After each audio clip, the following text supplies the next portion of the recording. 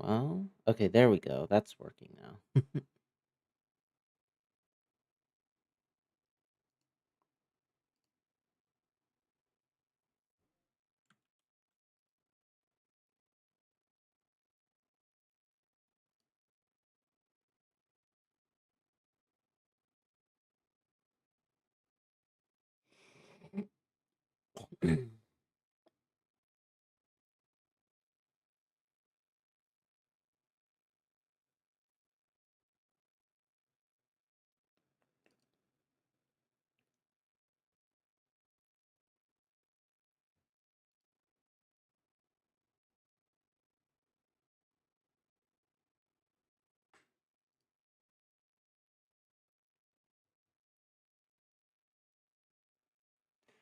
All right, let's just warm ourselves up.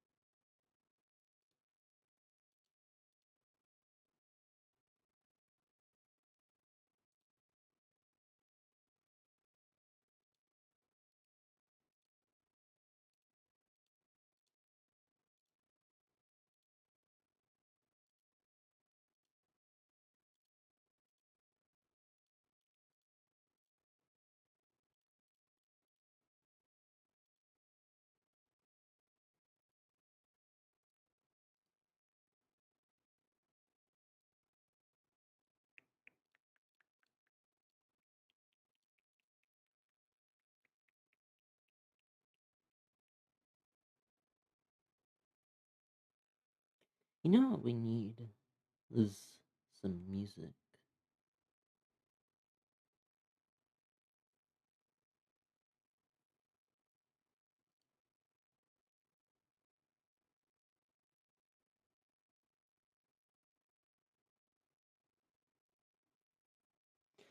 This one is interesting. So since we know all of these, we know that that one of these has to be a bomb, right?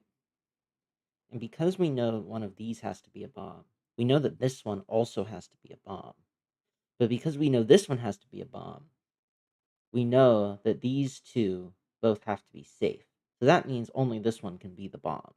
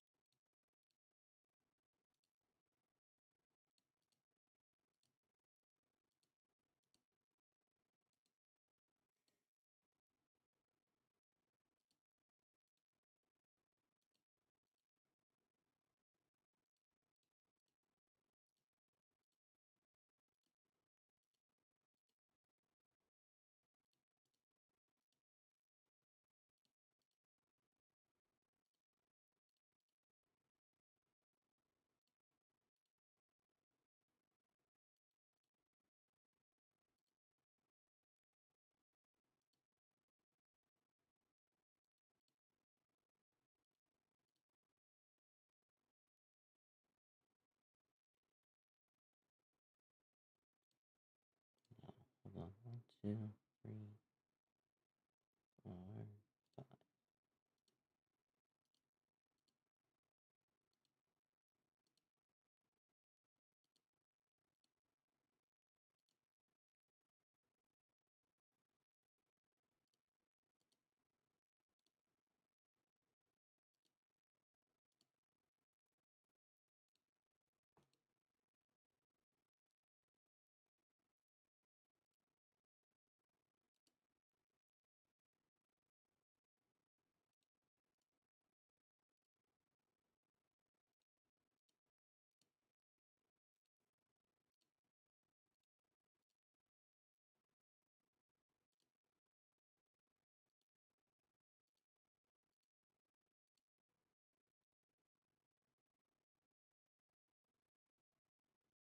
We need some music.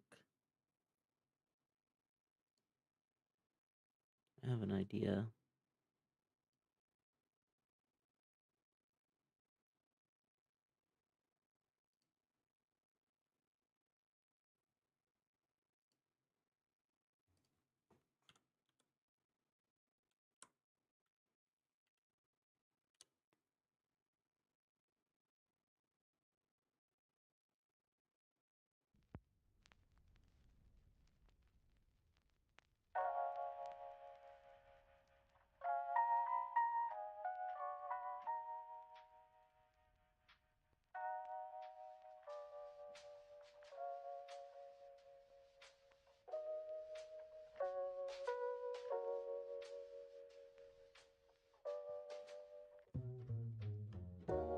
There we go.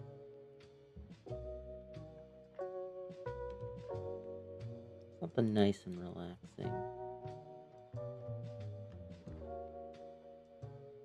I think it could even be quieter. Bring Minesweeper back.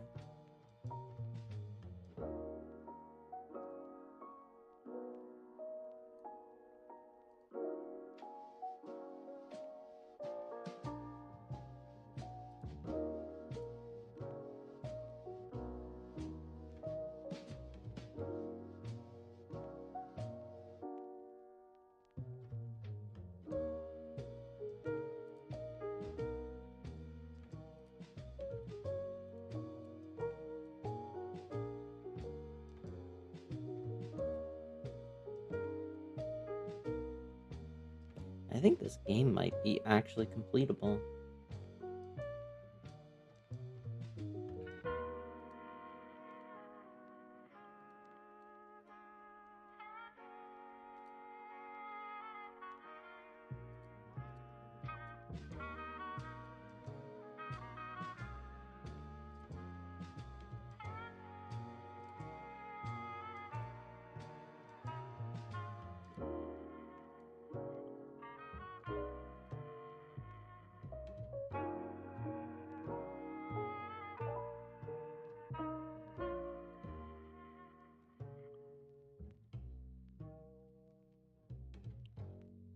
Only 8 mines left, huh?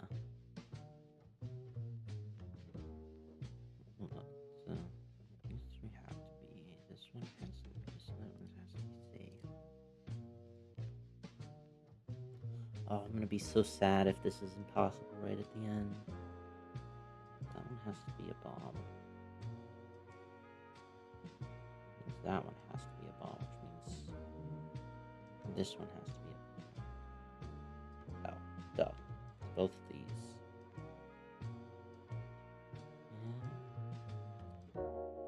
Yeah. Okay.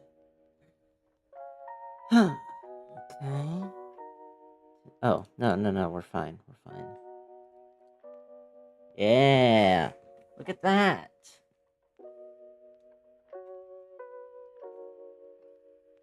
Look at that. It's a good omen to start things with. All right. Hello. So today, what will I be doing? I will be going over some stuff about logical fallacies. Um, there's a new channel that I like, um, called Tropical Stuck. Um, you can see. Oh, I didn't. I meant to do something else with that. Meant to do this. There we go. I quite like this channel. Um, at least so far. She's got 2 videos. This one is not a pro Nickland video, I should say. Not necessarily anti, but it's just like an explanation of, how he got to where he is now. And then um, this one is also interesting. It talks about a book. I think it's like Cyclonopedia. Um, it's like, I don't know. It's kind of like, as I understand it, what Mindlander used to do, or I say used to as if he's still alive. But Philip Mindlander was I believe he was a pessimist socialist. Um, and he wrote a lot of fiction to articulate his theories. And Cyclonopedia seems like that sort of thing. Um, anyway, not super important. I like both of these videos. If you feel like checking them out, that would be nice. So, given the fact that I like those videos, I'm gonna try to be nice today. But Tropical Stuck here is doing a co-stream with Internet Ugly, who I don't really know much about at all, actually.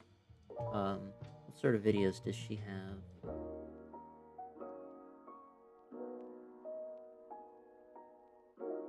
Okay, this is a good video.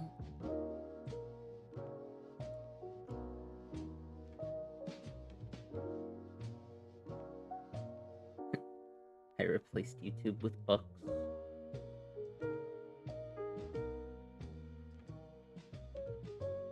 These are interesting. Yeah. Anyway, I don't really know much about Internet Ugly. But the two of them are doing some introductory live streams to philosophy, and I have decided that I want to go over this one because I have strong opinions about logical fallacies. Which you might know if you saw a while ago. I did a stream on like, what was it, power scale, like fallacies and power scaling or something. I don't know, that one was mostly for fun, but I did make a point in that live stream about how I view logical fallacies. I tend to view logical fallacies as being a bad introduction to philosophy, and honestly just to debate in general. So I think that logical fallacies are pretty misleading in how they are presented to people. So I want to see how these two handle it. We're just gonna, it's hopefully gonna be pretty chill. I'm gonna be nice because I like Tropical Stuck's videos. And I don't think that she is being dishonest in any way. So let's just see how this goes.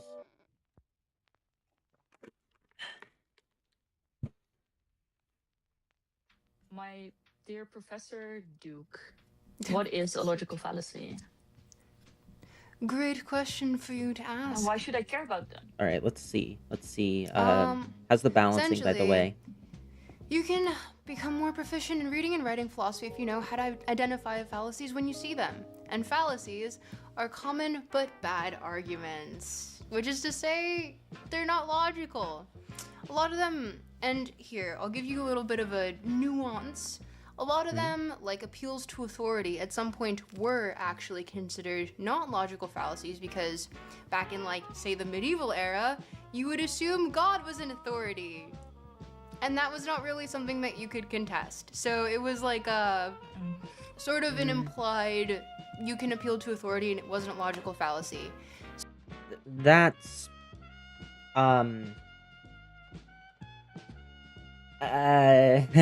okay. Hold on. Let me think that through.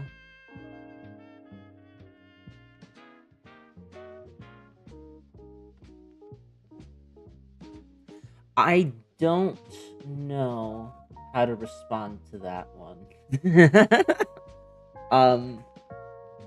I don't think that appeals to authority. Well, for one, people didn't have a conception of logical fallacies that way in all places and in all times. Obviously some people did, but it's, I think, wrong to, I don't know. I'm just gonna let her keep talking because I'm not really sure what she means. Since the death of God, according to Nietzsche, Why Nietzsche? we can say that things are appeals to authority, or also like things that were considered appeals to authority back then could also have been like you know, appealing to a divinely appointed monarch or like an aristocrat or what have you, right? But Yeah. essentially, it is a fallacious argument, which means that it is defective. And So I think this is why I don't love logical fallacies as a concept, at least the informal ones. Formal ones are fine, for reasons that we might get into, like like affirming the consequent is a formal fallacy. The problem with like fallacies like the appeal to authority is very broadly that I just don't think that they're bad arguments most of the time. Or not most of the time, but like they're contextually bad. And I think that people, in getting the idea that appeal to authority or any other fallacy is like inherently a defective argument, it actually makes them worse reasoners. Because in a lot of cases, with authority, like there are times where you can legitimately appeal to authority on something, and it will be totally acceptable as an argument, in my opinion. And I think in most people's opinion, like we defer to authorities on things all the time. You know, we defer to the authority of scientists. We defer to the authority of, you know, I defer to the authority of my car mechanic when I fix my car. I don't have a car, but if I had a car, I would defer to the authority of my car mechanic in what I think is wrong, because I just don't know. You know, there are things that I don't know about this world. And so, you know, there are good appeals to authority.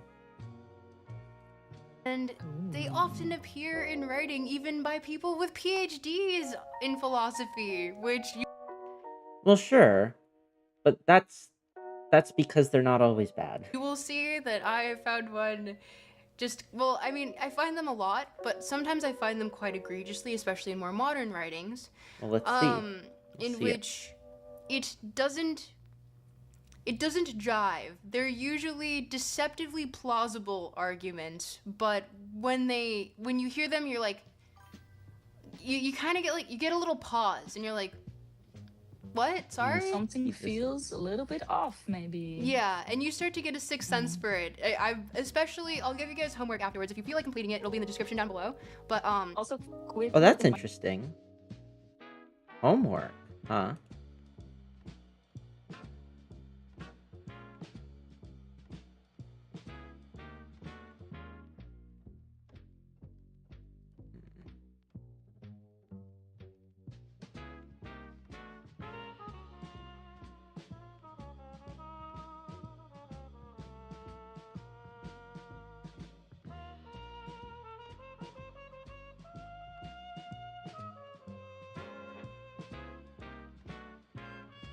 Okay.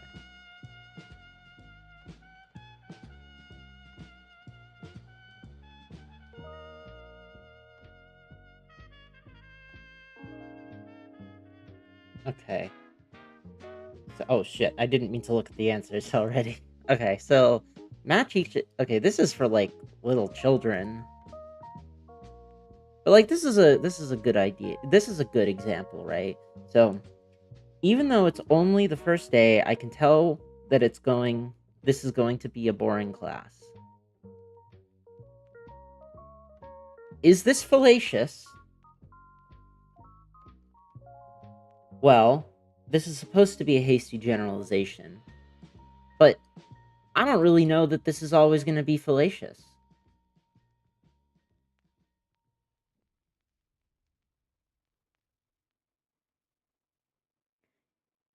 NPDA? What is NPDA? I don't know what that means. But yeah, so is it always going to be fallacious to say that it's going to be a boring class based on the first day? I mean, formally, yes. But say, for example, that I go into class on the first day and the professor says, every class from here on will have this exact structure, the same one that was in this class, this first day of class. Every day, we are going to watch paint dry. You will do nothing else. You will not take notes. You will not look away from the paint drying wall. This will be the entirety of the class every day from here on. Is it then like a bad argument to say, even though it's the first day, I can tell this is going to be a boring class? I wouldn't think so. And maybe like you're wrong, even in such a a blatant case, you could be wrong. Like maybe you actually start to enjoy the paint drying, but I don't think it was like a bad or malformed thing to say. All right, number 2. The public should not support Dr. Mason's plan for improving county health services. He is a former alcoholic whose wife recently divorced him. I'm guessing this is supposed to be ad hominem? I don't know what does slanting mean? Is there a... Presenting information in a biased way to influence audience perception. Okay, so that's not... Yeah. This is... Yeah. So he's a former alpha... Yeah, so this is ad hominem. But, like, keep in mind...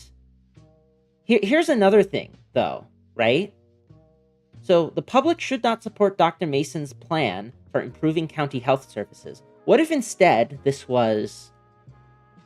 He has taken large bribes from the healthcare industry and is unlikely... he's taken large bribes from the healthcare industry and is married to a healthcare executive who has tried to cut health services for low-income communities.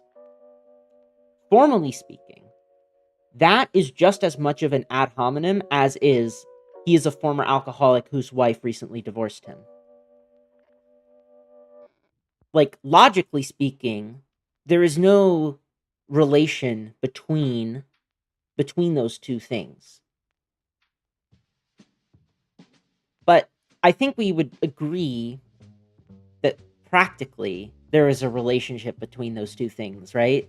That like it would matter whether or not I support his healthcare plan, depending on who he is and whether or not I can trust that he will actually follow through with the healthcare plan. I think that that's like a pretty good reason not to support him. Ad hominem just means against the man. So like is it always wrong to attack the person as opposed to like what they say? If the attacks on the person or the person's characteristics make it so that you shouldn't trust what they say, I think so. Employees are like nails. Just as nails must be hit in the head in order to make them work, so must employees. I'm guessing this is supposed to be a false analogy, but like, what's a true analogy? What's a true analogy? Is analogical reasoning, like, inherently... Are there good analogies?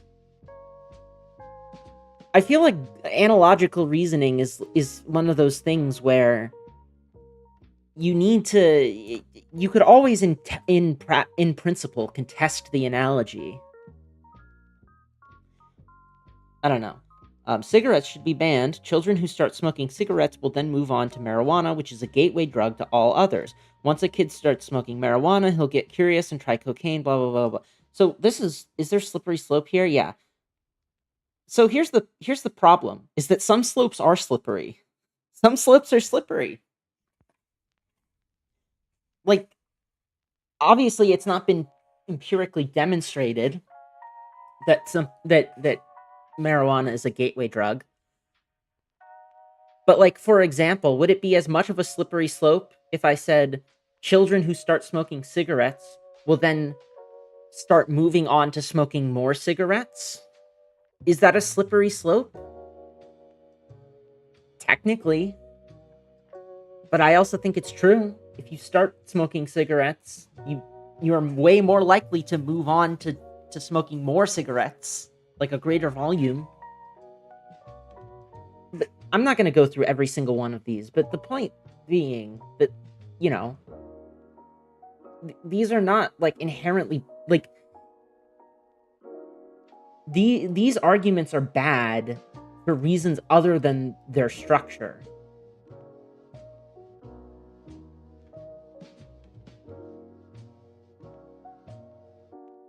Yeah, exactly, Erwin. It's here's the thing, and I've said this before, but almost all arguments that you will have in your life will be fallacious because they don't concern, like, formal logic at all.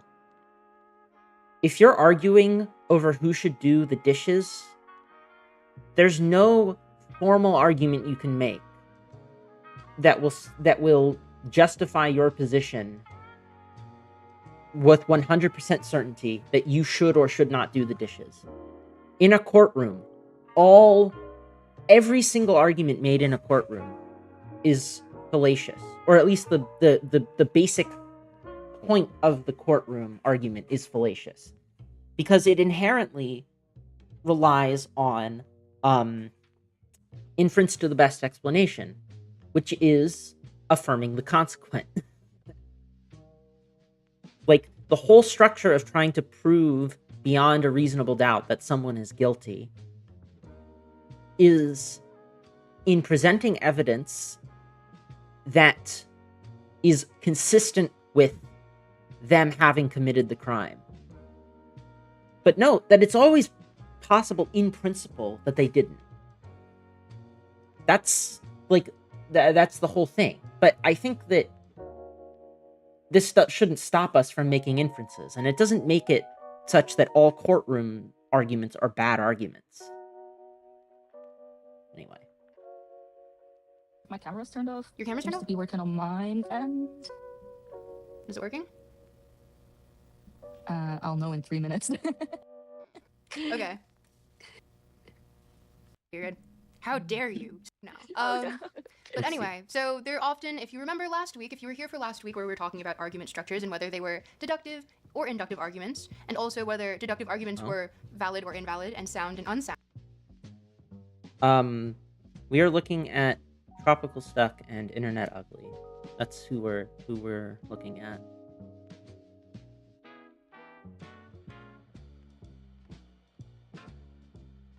Anyway,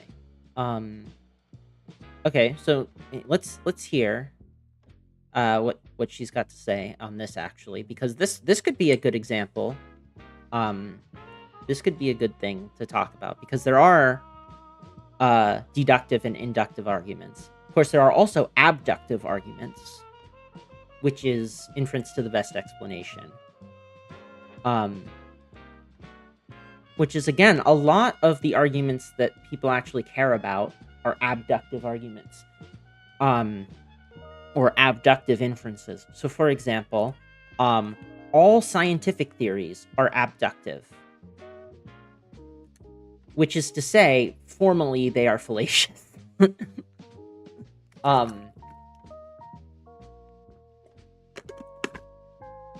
And I can explain the difference in a bit if he doesn't, but let's see. So they're often, if you remember last week, if you were here for last week where we were talking about argument structures and whether they were deductive or inductive arguments, and also whether deductive arguments were valid or invalid and sound and unsound. And if you don't remember that, it's a VOD. You can go watch it on YouTube. But also inductive arguments where they were either strong or weak and cogent or not cogent. And so that is essentially just whether or not the main one that you have to worry about is soundness of a deductive argument and cogency of a inductive argument, which is essentially, do you have something here? Is this probably the case in the sense of an inductive argument, or is it logically the case in the sense of a deductive argument? And yeah, so validity and soundness. Well, soundness is a different thing, is the issue, but I don't think you can prove that that a lot of deductive arguments are sound, because in a lot of cases the how do I explain this in a way that makes sense?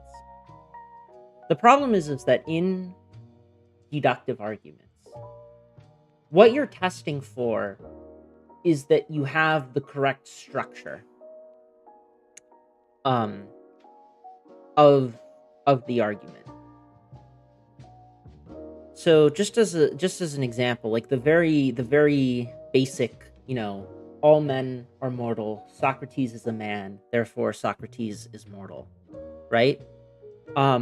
We would call this a valid and sound argument because we say the premises,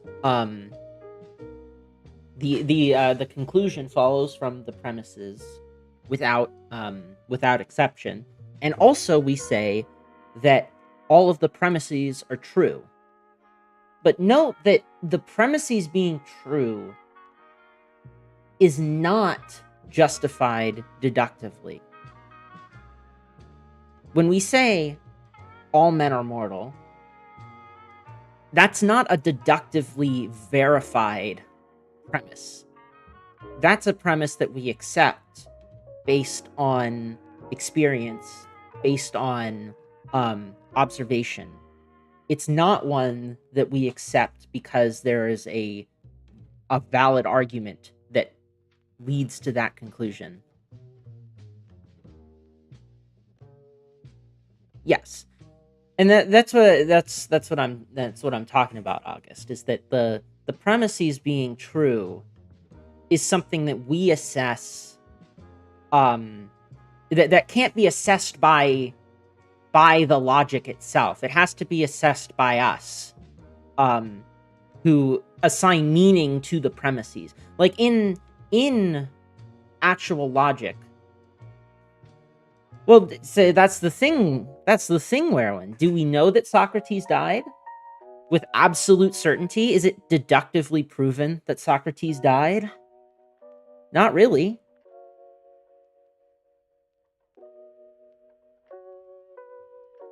Like, we don't know that for sure. Yeah, exactly. Ha! I win. But no, this is like the whole thing is that like for an argument to be sound, like soundness is in the way that she's talking about it is not something that we can assess from within the logic. There's a different sense of soundness which we can talk about, which is soundness and completeness, which is something completely different. But the sense of soundness that she's talking about is not like that kind of way of assessing it is not it's not deductive at all. As for cogency, this is even more nebulous in my opinion. How do you know? Like, what is the minimum number of observations needed to be able to say that an inductive inference is cogent? Do you need 10 observations? Do you need 100 observations? 1,000?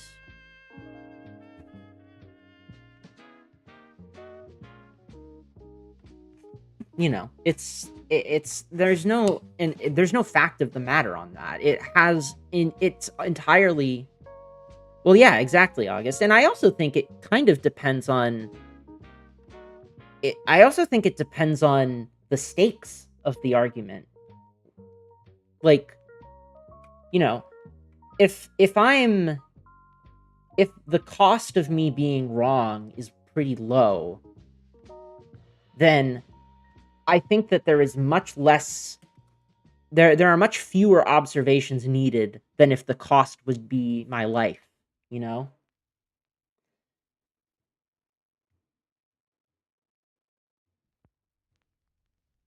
I think that and that's like something that people don't really talk about is that like the evidence that you're willing to accept for something has a lot to do with like with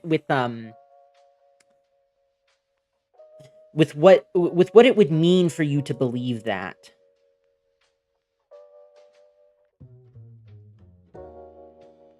Yeah, exactly. Well, to be clear, August, that would actually be an abductive argument. That would not be an inductive argument. Um because abductive are an like saying they are a racist, that would be an explanation of the observation, not a prediction of future observation. So that's the difference. But yes, like this is a good example, right? It's like and I think also it would kind of like depend on like what are the stakes for that, right? Like this is going to be a very extreme example, but like if it were the case that, you know, them being a racist would get them killed somehow, like if there was I don't know, if like somebody was going around killing everybody who's racist, I don't know that I would accept one single example, even though like in an ordinary context I would, because, you know, the cost for me being wrong is a lot higher for that. You know, it's just like, again, practical concerns weigh a lot into whether or not an argument is cogent. It's not just a matter of tracking the fact of the matter. Anyway, sorry, I talked for a while there. So many fallacies are just not, they're not sound, or sorry, they're not sound, sometimes they're not even valid, and they're not cogent. So depending on the Well, no fallacy is valid. Like that, I don't know what she's trying to say there. argument type. But we're going to go through some easy ones that you can quickly decide for yourselves. We're not going to go through all of them. There's a lot of fallacies out there. There's an entire Wikipedia page on them.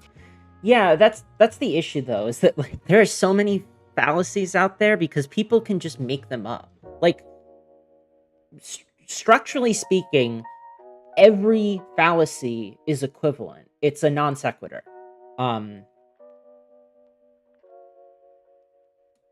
Yes, Maram. I yes. But yeah, so like what I'm saying is that like all yeah, exactly. No fallacy is deductively valid. Exactly. And in that sense, all fallacies are the same fallacy. Like the reason to talk about fallacies at all is to be able to give people a shortcut to identify when their own reasoning is not good. And it helps to have more specific examples, right? So, if I just bring up the Wikipedia for formal fallacies real quick.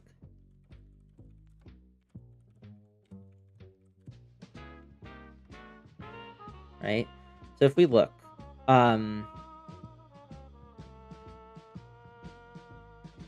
where is it? Is affirming the consequent here? Yes. So, yeah. So while logical fallacy is a yes.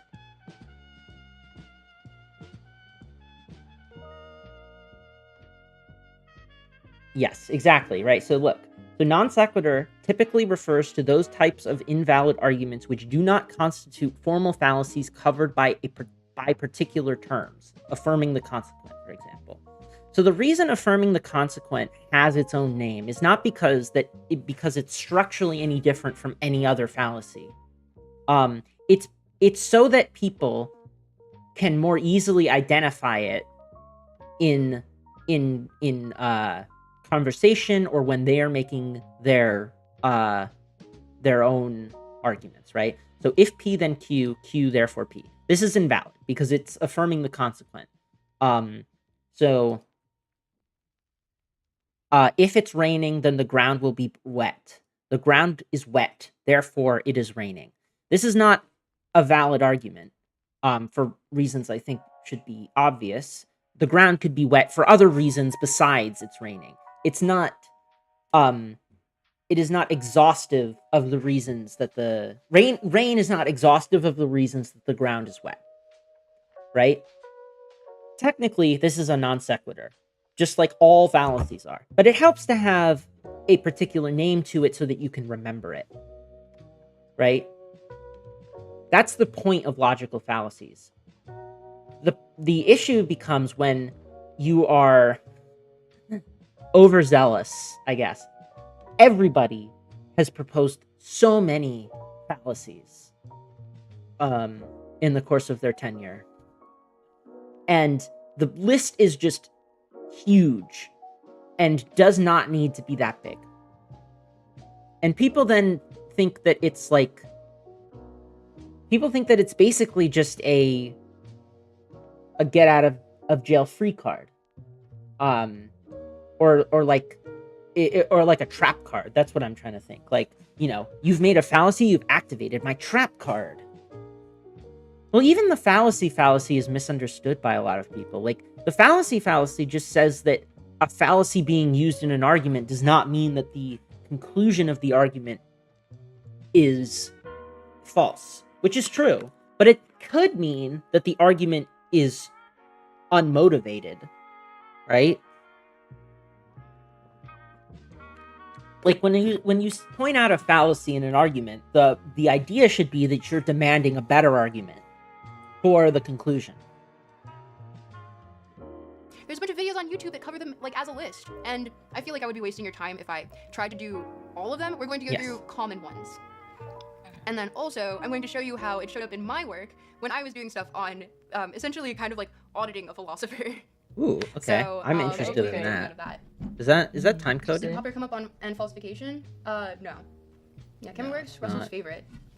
Thank you guys for liking and subscribing and all that jazz. You guys are awesome. I love you. But thank you. Yeah. And any other questions, my darling student, audience surrogate student? Teacher, did you give homework last time or no? I did actually. You did? So if you check the last video's description and you look in the you look there, I didn't put my own old so I have your argument structures, seeing if something's valid, invalid, cogent. But any other questions? Or like trustworthy? Yes. Today we're gonna look at some things that make arguments bad. Bad, yes. Yeah, so I just don't agree with that. I don't think that a fallacy makes an argument bad. Because again, almost every argument that you make in your life is going to be fallacious. They're essentially just using often rhetoric to lead to an illogical conclusion. Again, like, it depends on what we mean by illogical. Deductively, almost nothing that you can infer from anything is going to follow. So, is it illogical? It is an illogical conclusion to believe that the sun will rise tomorrow based on the fact that the sun has risen every day of my life. This is illogical. This is deductively invalid. All inductive arguments that aren't mathematical induction are also invalid. Yeah, exactly. No, but like Hume, reading Hume is as a must. Very, very straightforward philosopher. Will really get you thinking, I think. Hume is a must read. And these ones are very, very, they're called logical fallacies because you can find the falsity, fallacious, false, in the actual argument structure itself. Well, no, this is exactly what I said. It's not the fallaciousness is about the structure, but it does not mean that the conclusion is false. Falsity and fallaciousness are not the same. Like, there are no false argument structures. Argument structures can be valid or invalid in that the rules of inference dictate that that the conclusion always follows, or they don't. They can't be correct or incorrect in that sense. So these are common false logical arguments. Mm-hmm. So they don't logically hold up. Yes. Are you ready? Are you ready? I'm so ready. Okay, let's go. I'm eating my French baguette at the same time, but I'm actually very ready. Oh, lucky. I have my not sponsored FIFA drink that is now warm. Ew. Oh, yuck. Yeah. So we have at first glance our strawman. Very common one. Strawman. Huh? Who's heard of a strawman? Hands up. Hands up, who's heard of a strawman argument? And it's often misused actually online, which now you'll know the actual definition. If someone tells you that you have a strawman argument or accuses you of having a strawman argument, you can say, no the fuck I don't. So is a strawman argument invalid or fallacious? I would not say it is always fallacious. At least not as it actually is, as it is actually employed often. So actually, let Tropical Stuck talk. Here's why. But also, on the contrary, if you see one, you'll be able to pick it out super easily. So strawman fallacy is... Yeah, and that's why this is why I don't like introducing things in terms of logical fallacies. Because I don't think that it's productive to, like, pick out logical fallacies in other people's work. I think it encourages bad thought to basically be super vigilant for fallacies and then going, oh, that's a fallacy. Let's stop paying attention.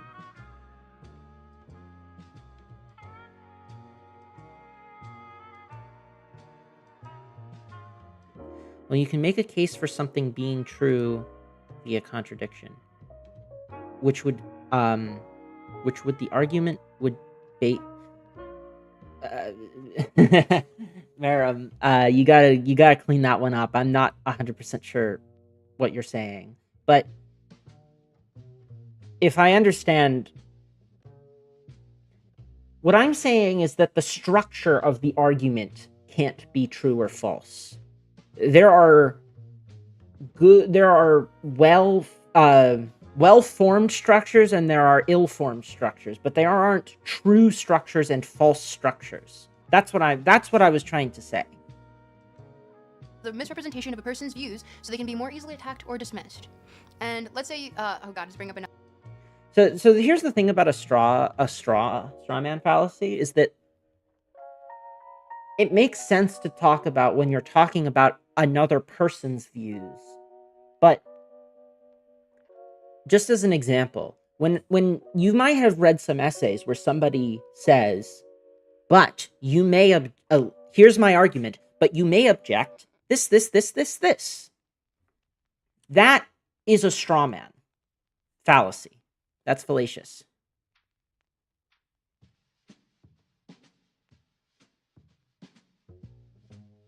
Like, all of Plato's dialogues are straw man arguments. And that's the point, right? Like, they don't actually, the Platonic dialogues do not correspond to actual people, I'm pretty sure. Like, at least as far as I'm aware, like, I don't think that Socrates had those dialogues in the exact way that Plato writes them out. I could be wrong about that, but certainly he would have modified them in some way to be able to make his point. Does that mean that the dialogues are fallacious? I wouldn't think so, because the point of the straw man in that case is to be able to explicate a point. Berkeley also has dialogic reasoning in some of his work about abstract objects and whether or not they exist. I can't remember what it's called, but I did read it, and it's like quite drawn out. But it's basically just a conversation between two people, neither of whom exist. That is literally a straw man. That is constructing a dummy argument that you then demolish. Is that fallacious? I don't think so. Another political. This book brings up a lot of political. Did you use the examples? Yeah, if this book tries to trigger you, don't be triggered, guys. It's doing it on purpose. Yeah. Did I use the fudgesicle box as a teleprompter in the Oil is Sentient video? If you check on Patreon, you will have your answer. Daniel. Mysterious. I have no idea. And also, thank you for the 20 doubloons. I appreciate you. Thank you. Yeah, no, if you check there, you'll get the full story. Yeah, that's what I would have thought, August. And also the entire blooper reel of me recording that video, where it's just me mostly it was from the hours of 10 p.m. to 10 a.m. of me arguing with my camera and my teleprompter made out of a fudgesicle box. And okay. Such is life. Fudgesicle box was absurd.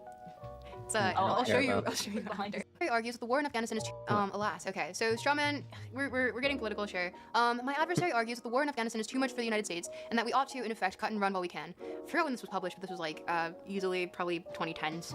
I think 2013. Don't quote me on that. But why must we take the coward's way out? Thus, your point has been distorted and made to look more extreme and radical than it really is, and now it's an easy target.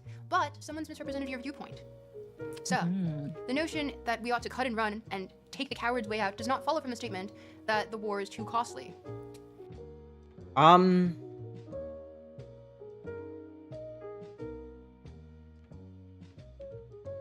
mean, it kind of depends on the context, right? Like,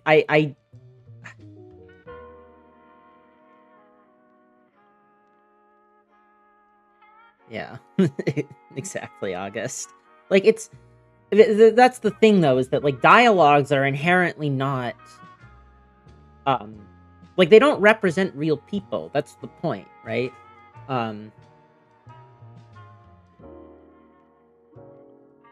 So, you're essentially saying, like, you're attributing cowardice to something, man, why does it have to be a political one? To be fair, views on... But, like, okay, this is the problem, is that cowardice is that, when you say take the coward's way, like... I hate this example because cowardice is not a fact of the matter. Like, it has, if I call someone a coward for doing something, it doesn't necessarily need to be a fact of the matter. It's rhetorical. Like, the argument is not this is the coward's way out, and that's why you shouldn't do it. It's you shouldn't do it, and also this is the coward's way out. Like, I don't know. I on this, or entirely of the book's own volition, but essentially you were attributing what a coward would do, which is also an ad hominem, with something that is too costly, which is a completely separate argument. Because if the original argument was, this is too costly, we should not pursue it, you're saying the other person is presenting a strawman argument and saying, well, we're taking the coward's way out. You are suggesting that we're taking the coward's way out when it's not logical. Also, let's be clear here. It is sometimes appropriate to strawman even another person if they're not being clear about their position, because then it invites them to correct it. So what you say is, if somebody says, like Jordan Peterson does this a lot, right? Where he makes a bunch of arguments that say, oh, this is, women in the workplace has been a disaster for men. They do things in the workplace that tempt men in bad ways. They are being, I don't know. I can't remember like exactly what he says, but it's like he then starts saying like, makeup is enticing men, and then when somebody follows that up with, so you're saying women shouldn't be in the workplace, he goes, what? I never said that. So am I strawmanning him? Am I strawmanning him by following the implications of his conclusions, even though he doesn't himself endorse that? I don't think that if it's a straw man, I don't think it's fallacious. Because yeah, obviously it's easier to take that down, but I also think it's what he's really trying to say. Falling, because that is not what you said, is it? You said something he's else. not actually engaging with the argument of the other side. He's just putting other things on it, sort of putting words in someone's mouth, almost. Yes, essentially it is putting words in someone's mouth. Attacking that. Thank you, audience surrogate. Yeah, and again, I don't think that it's bad to put words in someone's mouth necessarily if they're being dishonest. You're so good. You're doing so good. Thank you. Maybe I'm having a good day today. You're always having a good day. But because I'm supposed to ask these stupid questions, right? Like I try. Yes. But... Any stupid questions here? Is it about an actual straw man? Is it like about what's a straw man? Is it like what you use to scare away birds? It's essentially building a fake argument that was not actually a. It's actually, so here's the thing. It's actually about this is not a dig at Internet Ugly in this case. I believe the etymology of the straw man is that you're constructing an effigy, like a straw man, and then burning it. Because it's easier to burn the straw man than it is to, like, you're burning this was like I believe a legal code thing. You could have effigies burned in your place, basically, for a variety of like legal reasons. Basically, if they didn't want to give you the death penalty for something, even though it like required it. So like the straw man would stand in for you as the receiver of the punishment. And so they would burn the straw man in your place, the effigy in your place, instead of burning you. That's, I believe, where it comes from, is that the straw man is meant to stand in for you as the recipient of punishment. And so the fallacy is basically you're having a straw man stand in for you as the person who you're arguing against and burning, quote unquote, like rhetorically. The real argument, that hence straw man. I believe is the etymology. I remember that was how I was first taught about it. Like, oh, you've just built a scarecrow for you to fight against. But, yeah, that's also a way to think about it. Oh yeah, that's the word I was looking for. Yeah. But I don't know if that's the actual etymology. That might be folk etymology. But it's much easier to take down a straw man than it is an actual man. So yeah, you just build one, then you helps punch it. If it helps you remember it, then it sounds right. It sounds like that's the point of the name. Yeah, cat is essentially like a decoy target dummy. Yes. So next we have one of my favorites. It's They say appeal to the person here, but it's usually called ad hominem, and that It's against the man. one is very often flung around quite haphazardly. Usually, and what I would say is sometimes they can be funny, but it's actually just an insult. You just insulted someone, and then because you insulted them, you also discredit them in their insult. So you can Okay. safely discard anything Susan says about the government. She's a dyed-in-the-wool socialist, which Well, okay, but this is the problem, right? There are a lot of legitimate reasons you might want to discard what someone says based on the person that they are. Like that's the whole that's actually like a really good reason to discard something. Like, what if it was instead you should discard anything that Susan says about the government because she's a paid government propagandist? Technically an ad hominem. But am I wrong? Like, is that wrong for me to say? And to be clear, like we should be clear. We should be clear here. When somebody says you should discard anything someone says about the government, they don't literally mean anything. You know, if they said, like, they don't literally mean that most of the time. They usually mean claims that you don't already agree with. And I think that that's perfectly rational. It is perfectly rational to disregard what a government propagandist has to say. That's an ad hominem. It's also rational. it may or may not be true, but also you are discrediting the fact of what she's saying in general on something that has nothing to do with whether or not she may or may not be correct. Well, this is what I mean, is that, like, it has nothing to do with it, but you say, but logically speaking, nothing has anything to do with it. Like, her being a government propagandist deductively has nothing to do with whether or not her word on the government can be trusted. Deductively speaking, it has absolutely no bearing on it. Does that mean we should trust it? No. Usually it's more of like, you can safely discard anything Susan says about the government. I don't know. All she cares about is her hair or something. Okay. So you're kind of bringing, or like, you know, she's too stupid to even know what's up from down. Yeah. And this is Well, okay. If somebody has displayed a track record of getting things wrong, then surely you have reason to discard what they have to say, right? once again, Or, these examples are trying to get political, but we're gonna circumvent that a little bit. And Johnson's oh my god, again. We're gonna ignore the Johnson one as well. Ad hominem often creeps into student philosophy papers. Part of the reason that some appeals to the person are some ad hominems. I'm just gonna keep calling them ad hominems. That's what I think of them as in my head. Are not so obvious. For example, Swinburne's cosmological argument is a serious attempt to show that God is the best explanation for the existence of the universe. However, it is well known that he's a theist, and in fact, this raises some doubts about the strength of the case.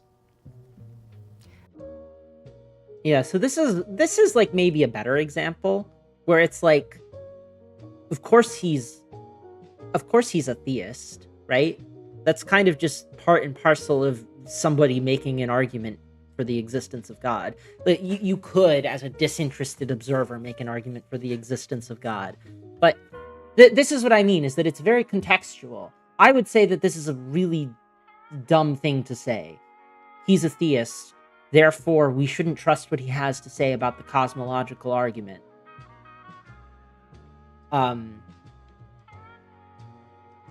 Like, it's obviously that's silly. So it kind of depends, right? So, like, would if he said something like, what was the exact? Yeah, Swinburne's cosmological argument is a serious attempt to show that God is the best. Yeah, so in this case, it would be really silly to discard what he has to say on the grounds that he's a theist. That being said, if Swinburne um tried to characterize other people's views in his elaboration, then we might think that him being a theist already is reason to at least be somewhat skeptical of his presentation of the other arguments involved. Verse. Mhm. However, it is well known that he's a theist, and in fact, this raises some doubts about the strength of the case. Yeah. So no, it doesn't. It doesn't really raise any doubts about the strength of the case, because it could be, of course, that Swinburne is a theist because he's convinced by the cosmological argument, right? I don't know.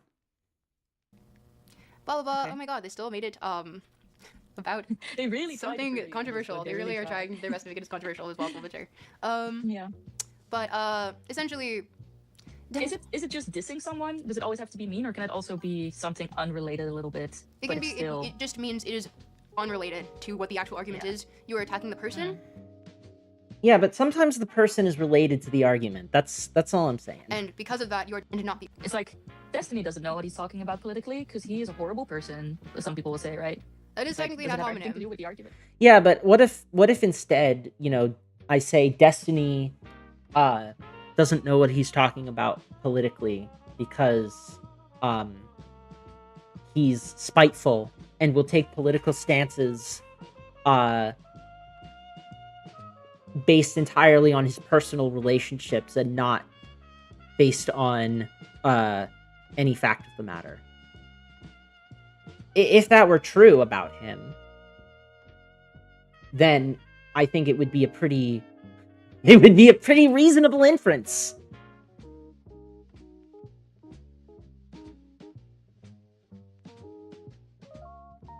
Yeah, exactly, August.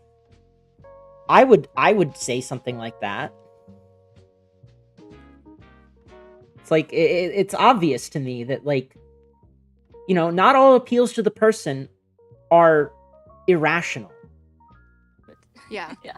So these arguments each is defective because it asks us to reject or resist a claim solely based on a person's character or their background or circumstances, but it's generally irrelevant to the truth of the claims in the argument. So it asks you to ignore the argument itself and pay only attention to the person, which is in effect fallacious because you've just not only you're not engaging with the argument, you're engaging with the character of the person. Okay, makes sense. Then there's A silly cosmology book released recently that sold 500,000 copies might be funny to go over. It's really bad. Cosmology as in the cosmological argument, or cosmology in general? appeal to popularity or appeal to the masses. Ooh. We usually hear it called appeal to the masses, but another extremely common fallacy. It's a claim arguing that it must be true because it's backed by a lot of people.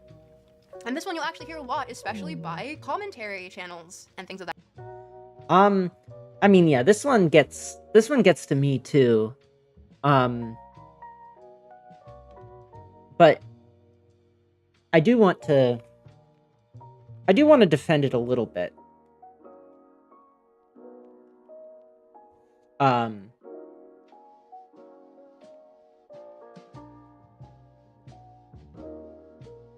on a second. I wanted to do something.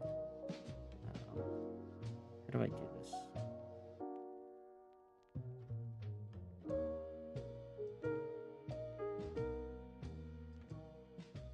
Anyway. Where when you're now a moderator. Anyway, so it claims to logically prove the existence of God with science. Great. Okay, that sounds terrible.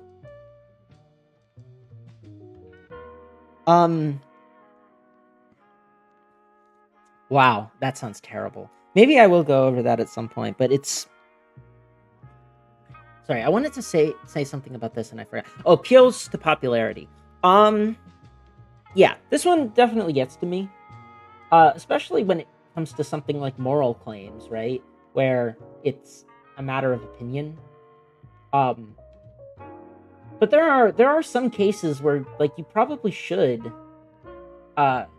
defer to what a lot of people say in the absence of, like, literally anything else to go on. Like, just as an example, if I am at like a party, say, and the next day I start talking about how, wasn't it so crazy that wasn't it so crazy when a guy got up on the table and started dancing, right? And then, I'm in an argument with, or I'm talking to my friend, and I say, wasn't it so crazy when that guy got up on the table and started dancing? And they say to me, what? That didn't happen. And I'm like, really? That didn't happen? So then we start going around and we start asking the other people at the party, did you guys see a guy get up and dance on the table? And they're like, no, I don't remember that happening.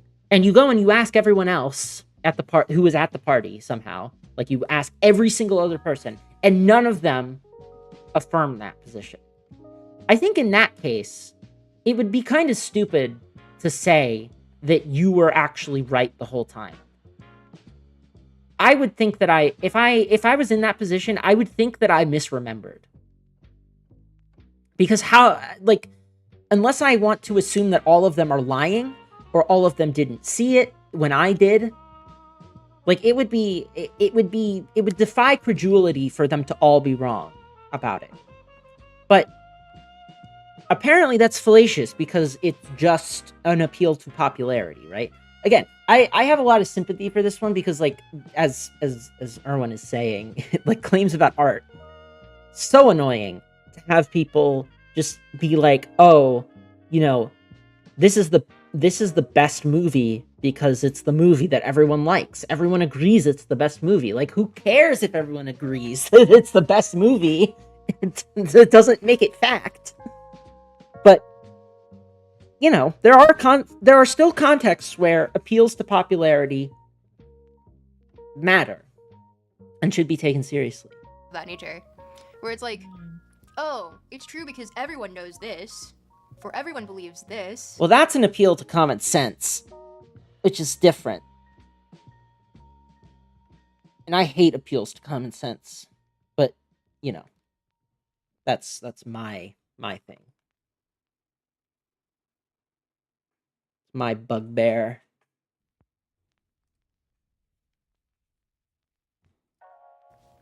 Okay. Or most people would say that this, when it's like, one must ask, who? Are you sure? Yeah. Does truth only come in numbers, or can a lot of people be wrong?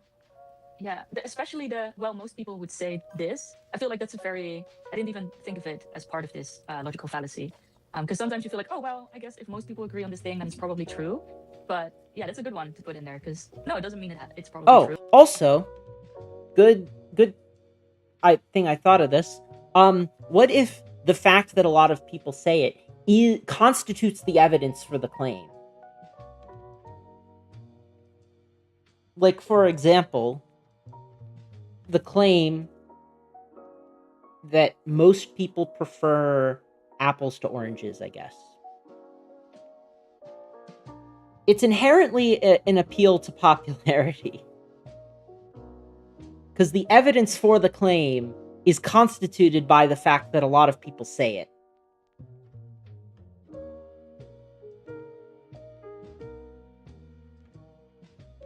True? No. The argument can still be false.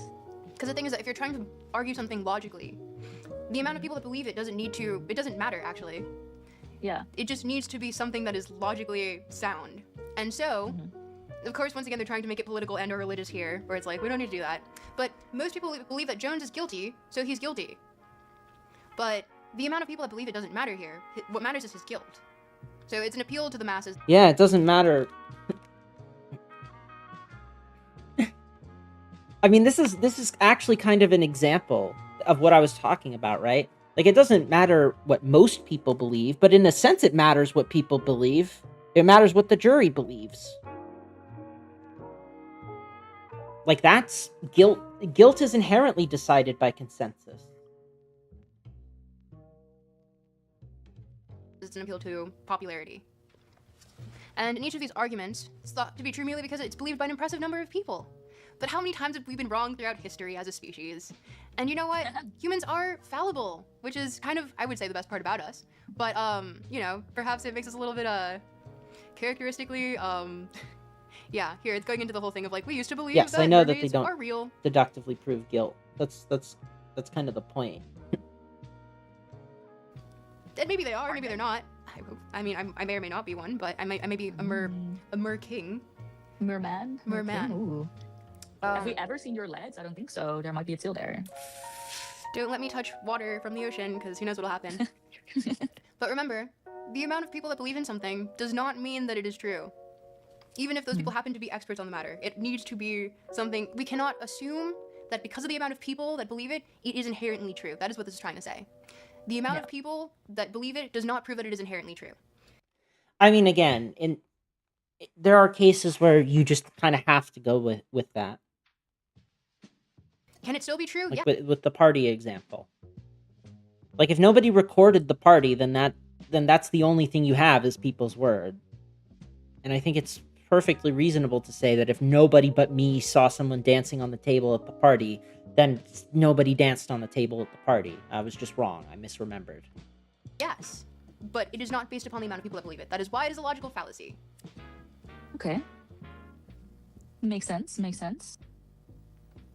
Then we have the genetic fallacy, arguing that a statement can be judged true or false based on its source. Kind of essentially basically like the appeal to a person, but instead of it being a person, it's like more than an individual. It can be like an organization, schools of thought, groups of people. Yeah, so this is another example. Why is it wrong to discount a claim based on its source? Like, there are perfectly reasonable ways to do that. Also, hold on. I've been like completely stalling out on this puzzle.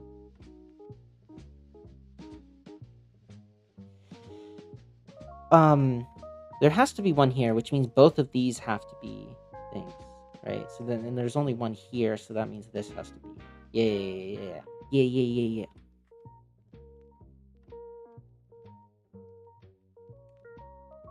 But then that doesn't really help me much. Yeah, I think this is a forced guess. What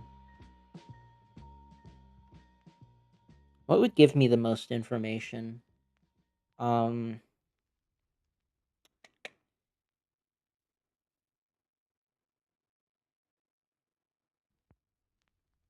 It's least likely to be here.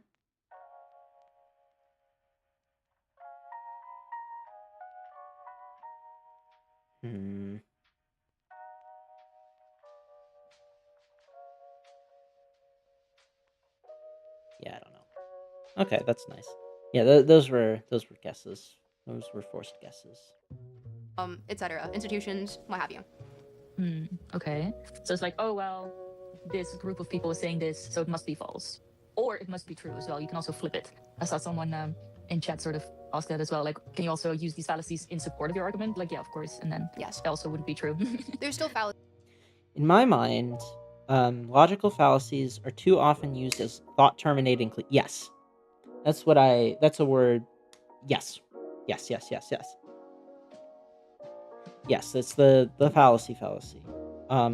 Fallacies. If you try to prove an argument based solely off of one of these fallacies, or well, yeah, especially solely off of. So then all courtroom reasoning is illogical. One of these fallacies, you would have a fallacious argument. You would have a false argument. So you can have other things. Again, arguments can't be true or false. Arguments can be valid or invalid. They can be appropriate or inappropriate. They can be good or bad, but they can't be true or false. What is the extent? What is what is the truth condition of an argument?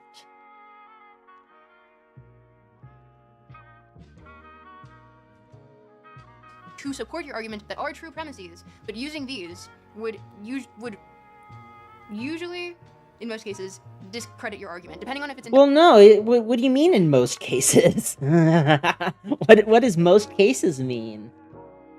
This is what I'm saying. Is like, fallacious reasoning is fallacious reasoning in like in a formal context.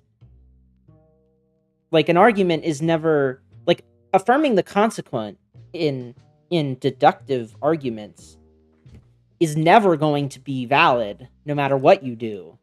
There is never a valid it's never a valid inference form. So yeah. Inductive or deductive. Mhm. But Yeah. Or at least you can't prove your argument is Wait, true. hold on. What did she say? would usually, in most cases, discredit your argument, depending on if it's inductive or deductive. Well, yeah, but then again, that kind of just it goes to show my point, right? That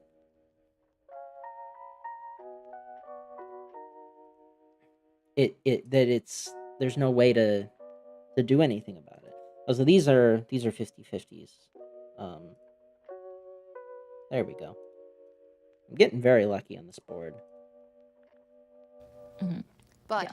Or at least you can't prove your argument is true based on, or your premise, your argument. I guess your argument is true based on these things that you're saying here. Maybe it is true, like we don't know, but based on the evidence you've given, if it's a logical fallacy, then no, we are not accepting the evidence. Mhm.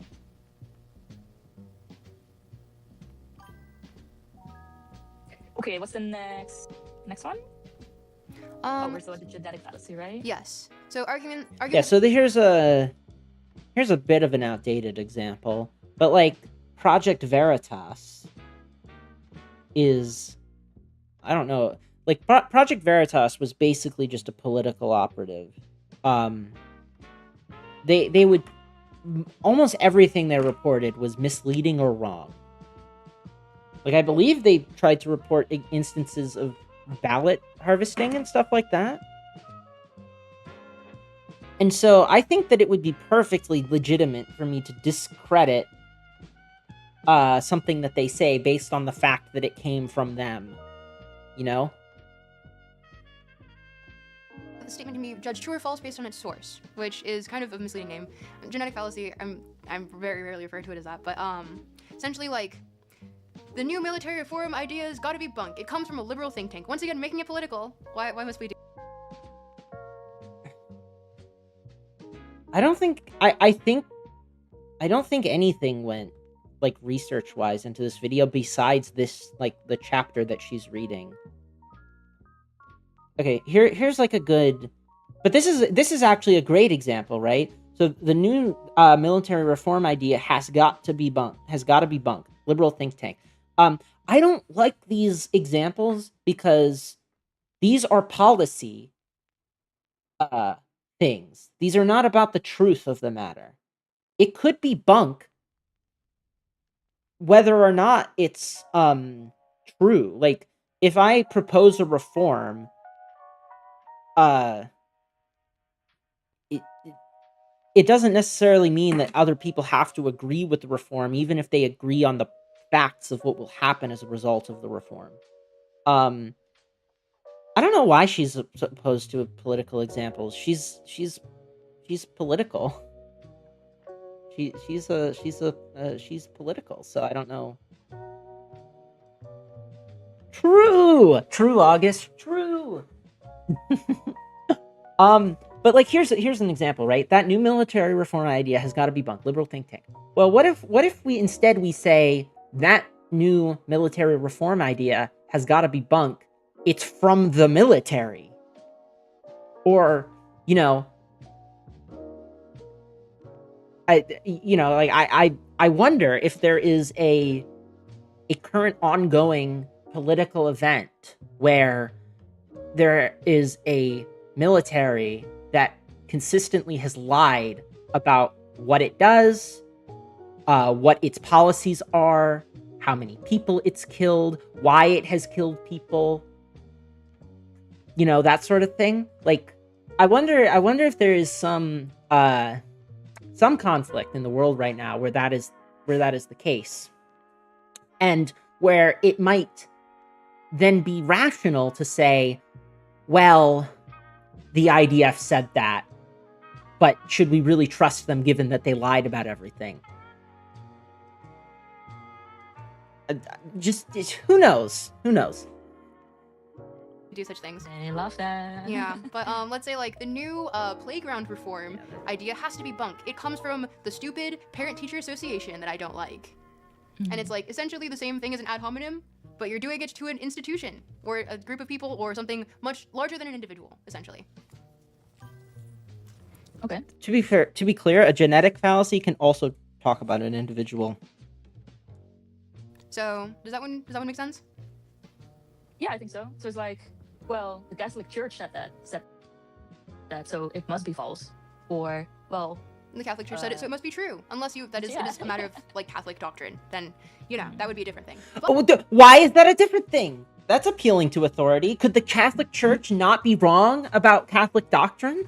How do you know? But we're not talking about that. it's so difficult to come up with non-offensive examples. I'm sorry. Yeah, no. If we don't talk religion and we don't talk politics, I think we're in the clear. Because the thing is that you use these arguments to make your own decisions on these matters. We are not making any political claims for you. We are not making any religious claims for you. You must decipher this and find this truth on your own. That is the point. Okay. We're giving you the tools, and whatever you do with those tools is entirely your onus. You are a free agent. Do with this knowledge whatever you'd like. And if you choose to destroy the world, we'll have to stop you a little bit. Free-thinking determinists, rise up. But, we give you the right to attempt to. We will kill you, though. Okay, loud and clear. But, here we get to equivocation. Well, usually what I call false equivalence. But, we'll get into a real-world, time that I had to use this recently for essentially when I did an audit on, a philosopher. Ooh, I'm excited for this one. I'm real excited to hear this on the audit of a philosopher. Roll with his works. Wonder who that is. We'll see.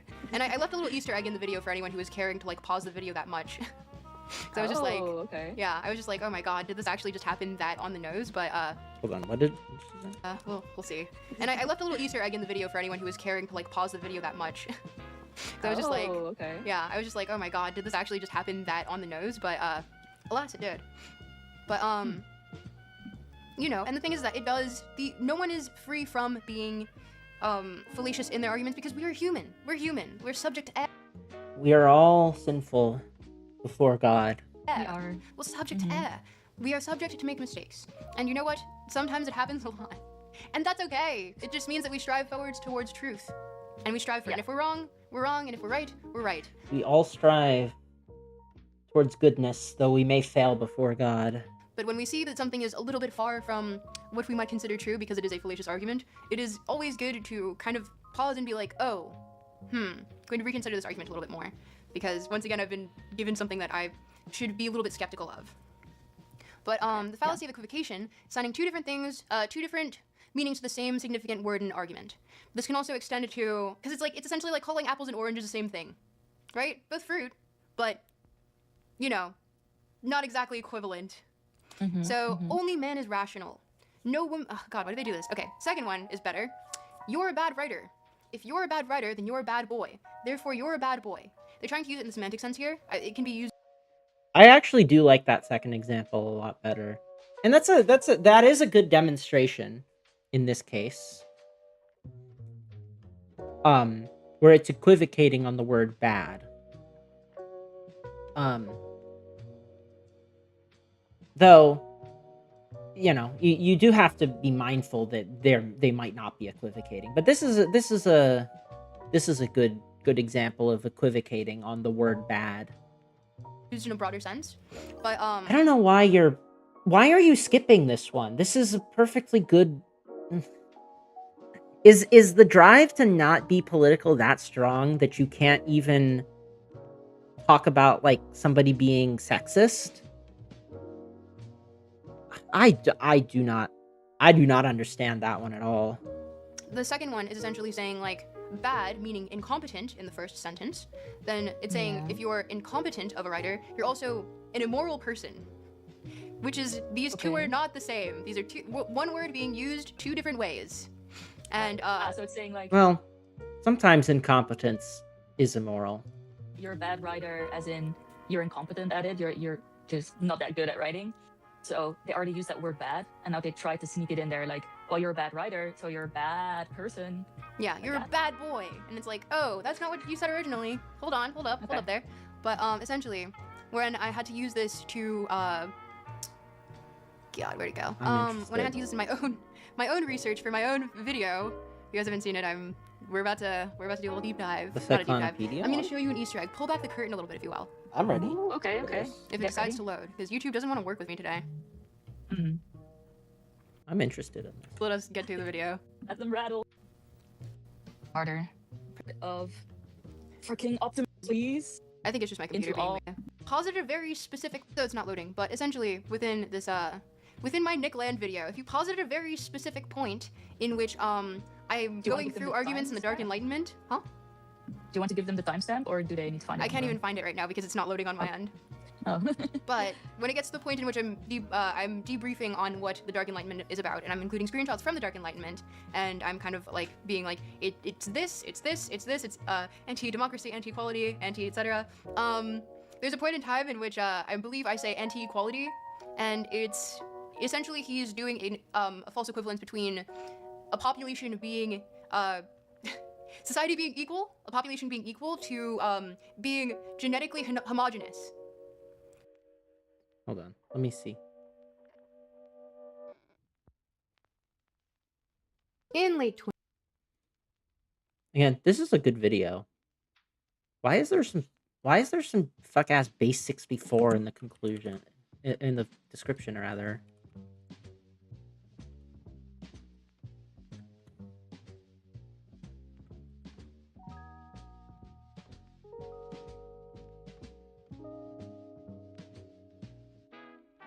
I hope you like spectrograms. Okay, I am not. I'm not. I have no fucking tolerance for ARG bullshit right now.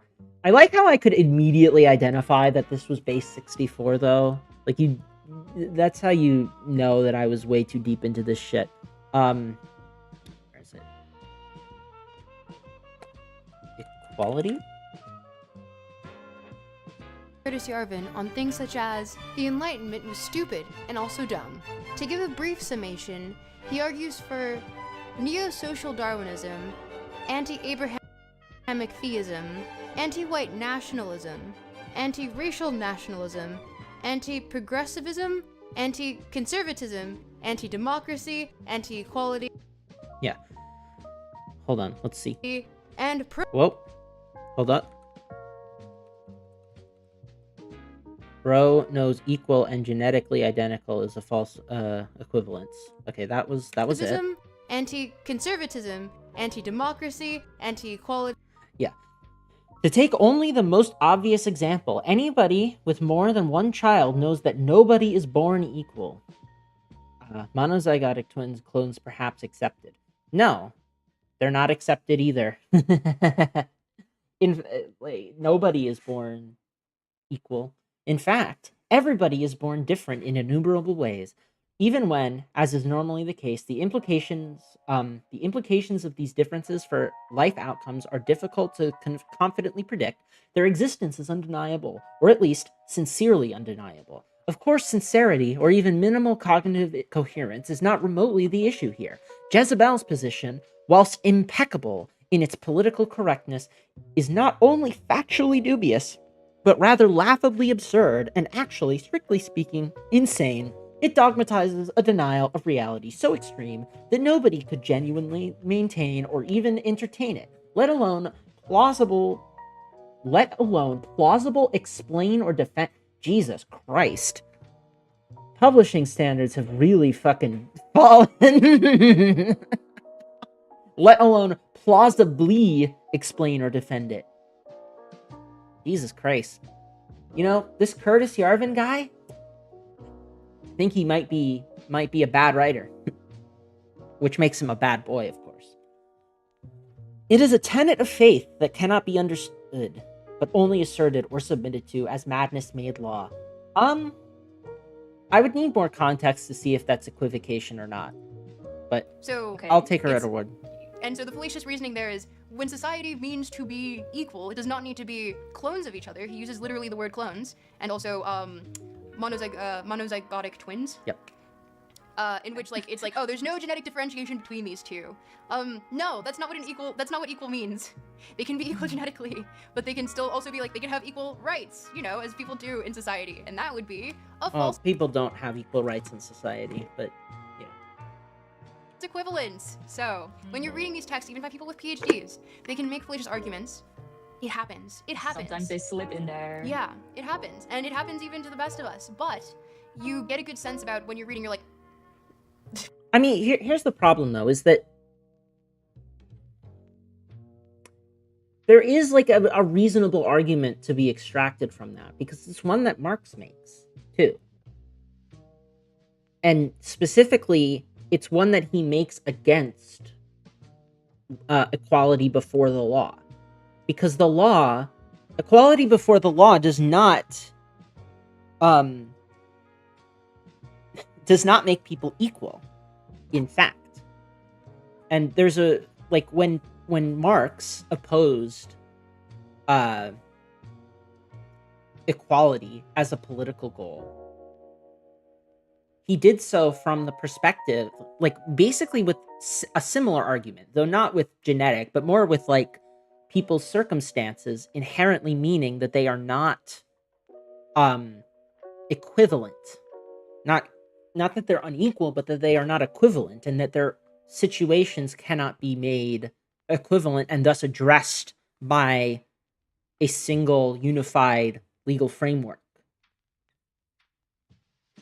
wait, that doesn't make sense. And then you pause and you're like, oh my god, that's a false equivalence just like right in front of me. And you think to yourself, shall I? So he's arguing against equality.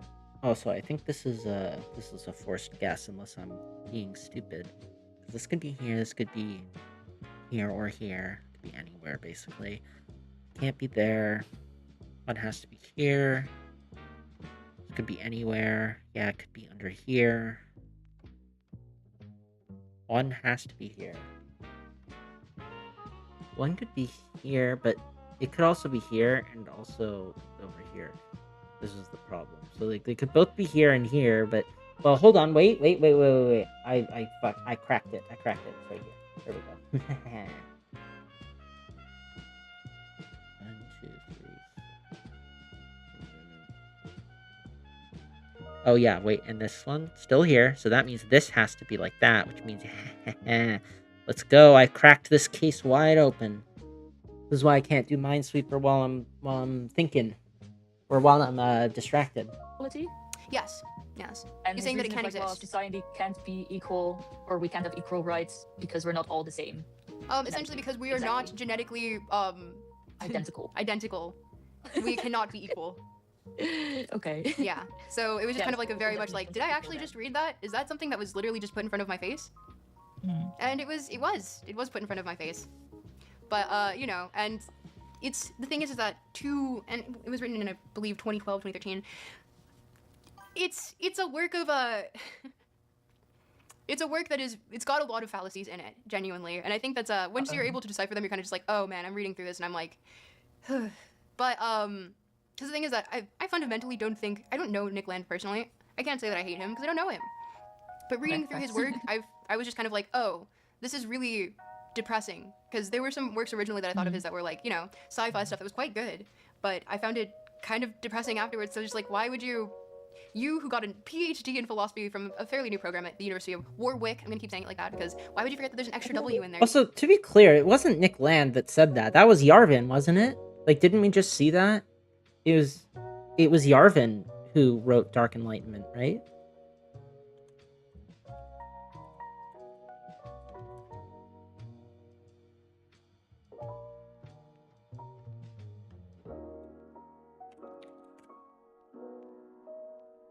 Oh, no, it is Nick Land. Okay, but it's based on... Okay.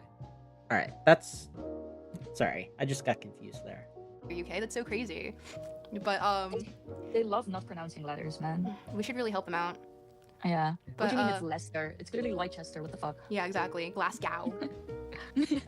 But, yeah, so essentially, like, you can get all these credentials to speak on these matters and still make these mistakes or these fallacious arguments, and you're also prone to No one is free from sin before God! hearing them in a lot of things that are online, in a lot of things that are published already, things that you think that have the credentials, but it's not there. And when we post this, I'll include a timestamp in my video if someone wants to pause on that exact moment. You can see where I flip it off of screen, and underneath there's like hidden text that says like, bro knows that this is a false equivalence because of X and Y. And so I was just like, but Frustrating. Yeah. Especially in written works like that, because we all make mistakes, like you said already, but I feel like especially in speech, they can slip in, and then later we can be like, oh, well, actually I said that, but now I see what was wrong about it. But if you write it down in your PhD paper and you read it over a couple times, you should be a little bit more careful with that. yeah. I mean, the thing is that it's like, what can you do when it happens? And also, no one's above this. Like, we can still use this in speech. Just own We up to can, it. yeah. That's what you do. If it happens, own up to it. Yeah. Genuinely, there's nothing wrong with being incorrect sometimes. We're humans. It's normal. Owning up to it is really It's the good. biggest No thing we one can do. is. No one is But anyway, sinless yeah. before God. Once again, And it's if trying you're to make not another doing argument it, here it's that I'm just good not going to do. Mm. But appeal to ignorance. Here's another one. Okay. This fallacy tries to prove something by appealing to what we don't know. An appeal to ignorance is arguing that either 1, claim is true because it hasn't been proven false, or 2, claim is false because it hasn't been proven true. Thing is that what it's trying to say here is we're trying to extrapolate whether it's true or false when we lack the evidence in the first place. We don't know. Well, this is okay. So this is another thing. What if it's something for which there like, in principle, is no evidence? We just don't know. The answer is we don't know. Not it's true or it's Okay. false. The answer is we don't know. So, Alright. super green algae That can makes cure sense. So it's cancer. No scientific study has ever shown that this does not work. Yeah, that's a good example. We don't know if it can cure cancer or not because no scientific study has shown us. No one has Okay. ever shown that ES.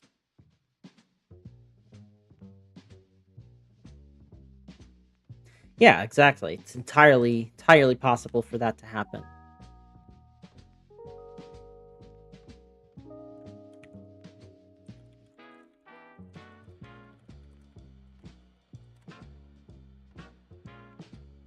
I almost I almost did it. I almost fucking fucked myself there by clicking on the channel name. ESP, extrasensory perception, is real. Therefore, it does not exist. We don't know. We don't know. What we say is we don't know.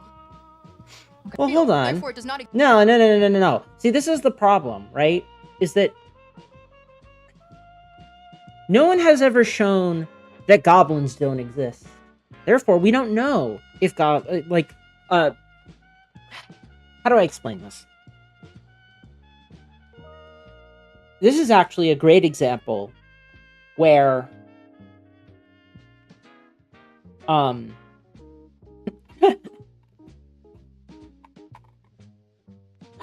do I explain this? How would you ever demonstrate that ESP doesn't exist practically?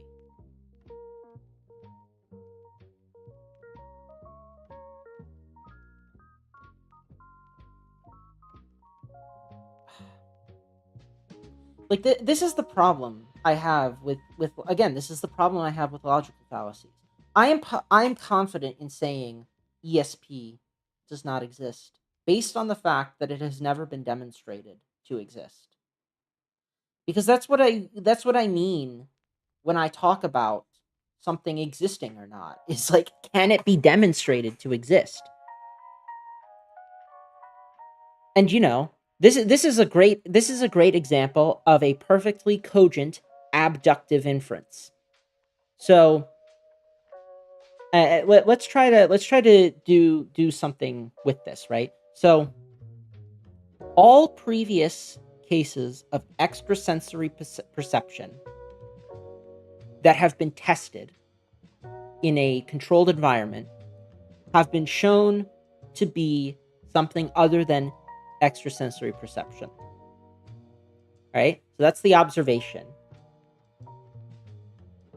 So then I say the next case of extrasensory perception being tested in a controlled environment will also yield a no evidence of extrasensory perception.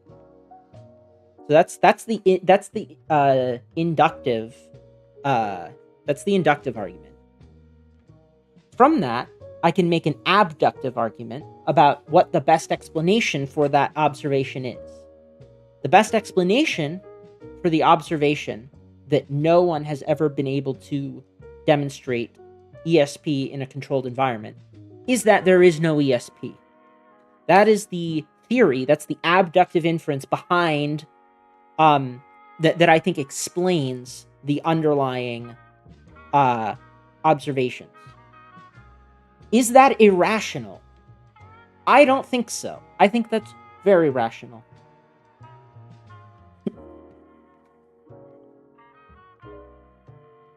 Exist. We don't know. We don't know. What we say is we don't know.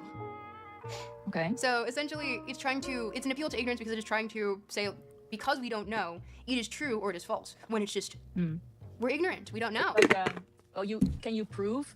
Like, this is the problem, is that, like, how would you ever prove deductively that there is no ESP? You can't. You also couldn't prove that green algae doesn't cure cancer. Like,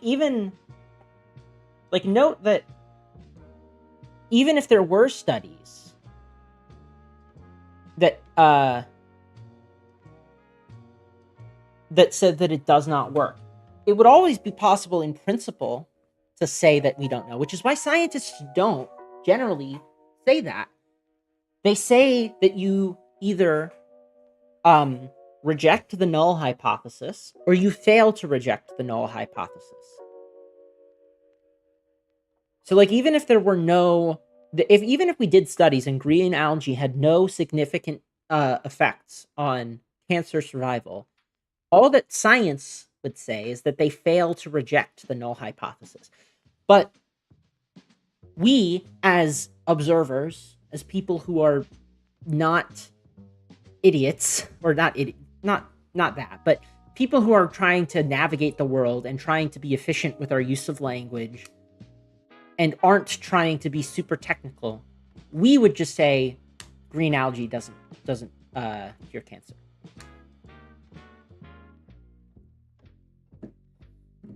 Yeah, that's true, then. Well, the reason that string theory sticks around is because the mathematics are useful, I believe, is why people still play around with it. But yeah. Doesn't exist? So? We don't know. It's a Well, we fallacious don't argument. know, so, Because we're trying to prove something, but we lack the evidence. There we go. But again, like, this is what I'm saying. The fact that ESP has never been demonstrated is evidence to the explanation being that there is no ESP. That's just like that is evidence of the conclusion. We lack the evidence. So it doesn't enlighten us. We can't say horses can't fly, therefore they must be able to fly. But since no one can can't prove that horses can fly, horses must be able to fly. Like, no, we I just feel like you can prove a horse can't fly, no? I mean, like, this is getting into a different type of argument altogether, which would be like we would just have to prove that logically a different way, but we can't prove it. No, it's the fact that no horse has ever been demonstrated to be able to fly.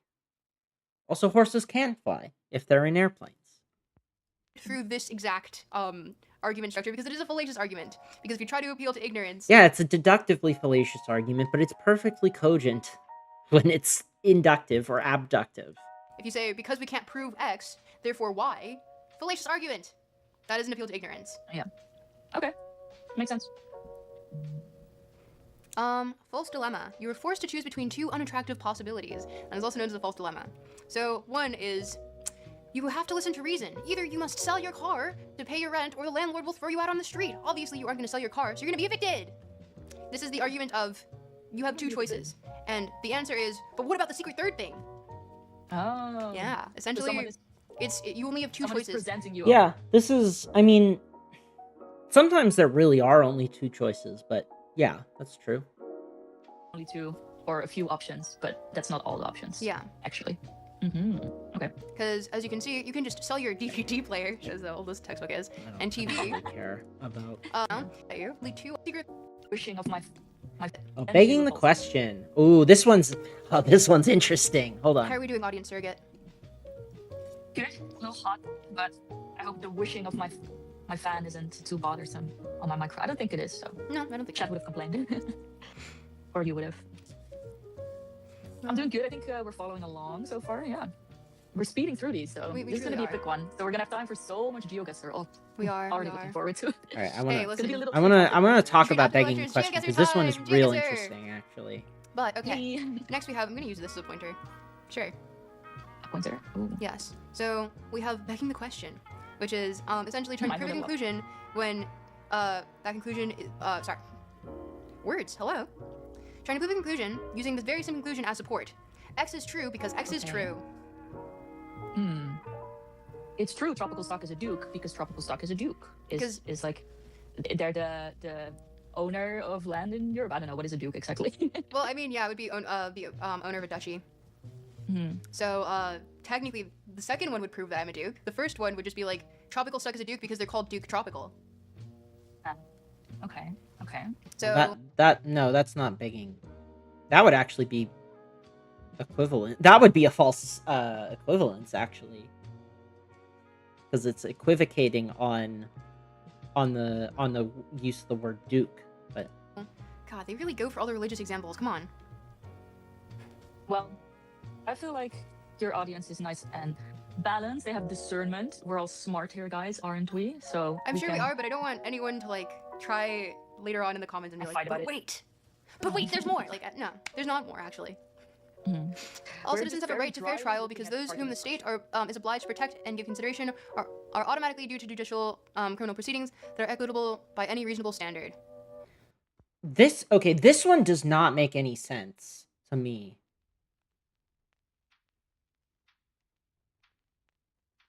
Hold on. Okay. Well, it's just saying X is a thing because X is a thing. No. Passage may seem like a good argument, but it isn't. It reduces this unimpressive assertion. All citizens have a right to fair trial because citizens have a right to a fair trial. Yeah. No. No. Because the class citizen is different from the class those whom the state is obliged to protect and give consideration. The state can be obliged to protect non-citizens as well. Like, this is... What? How is that begging the question?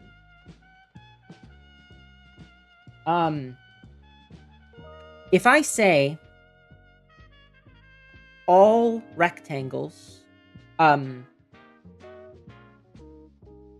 that's not. All right, here's a better example.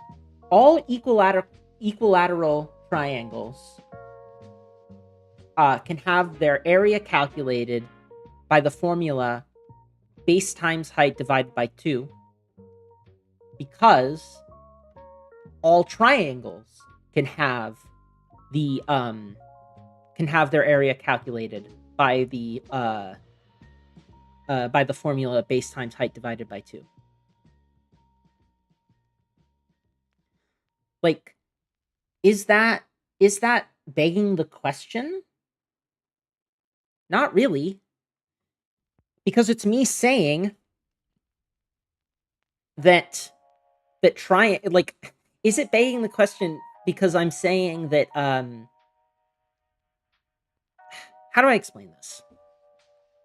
It's just so confusing to me because it seems perfectly reasonable to say that a citizen, which is a subclass of those who the state is obliged to protect and give consideration to.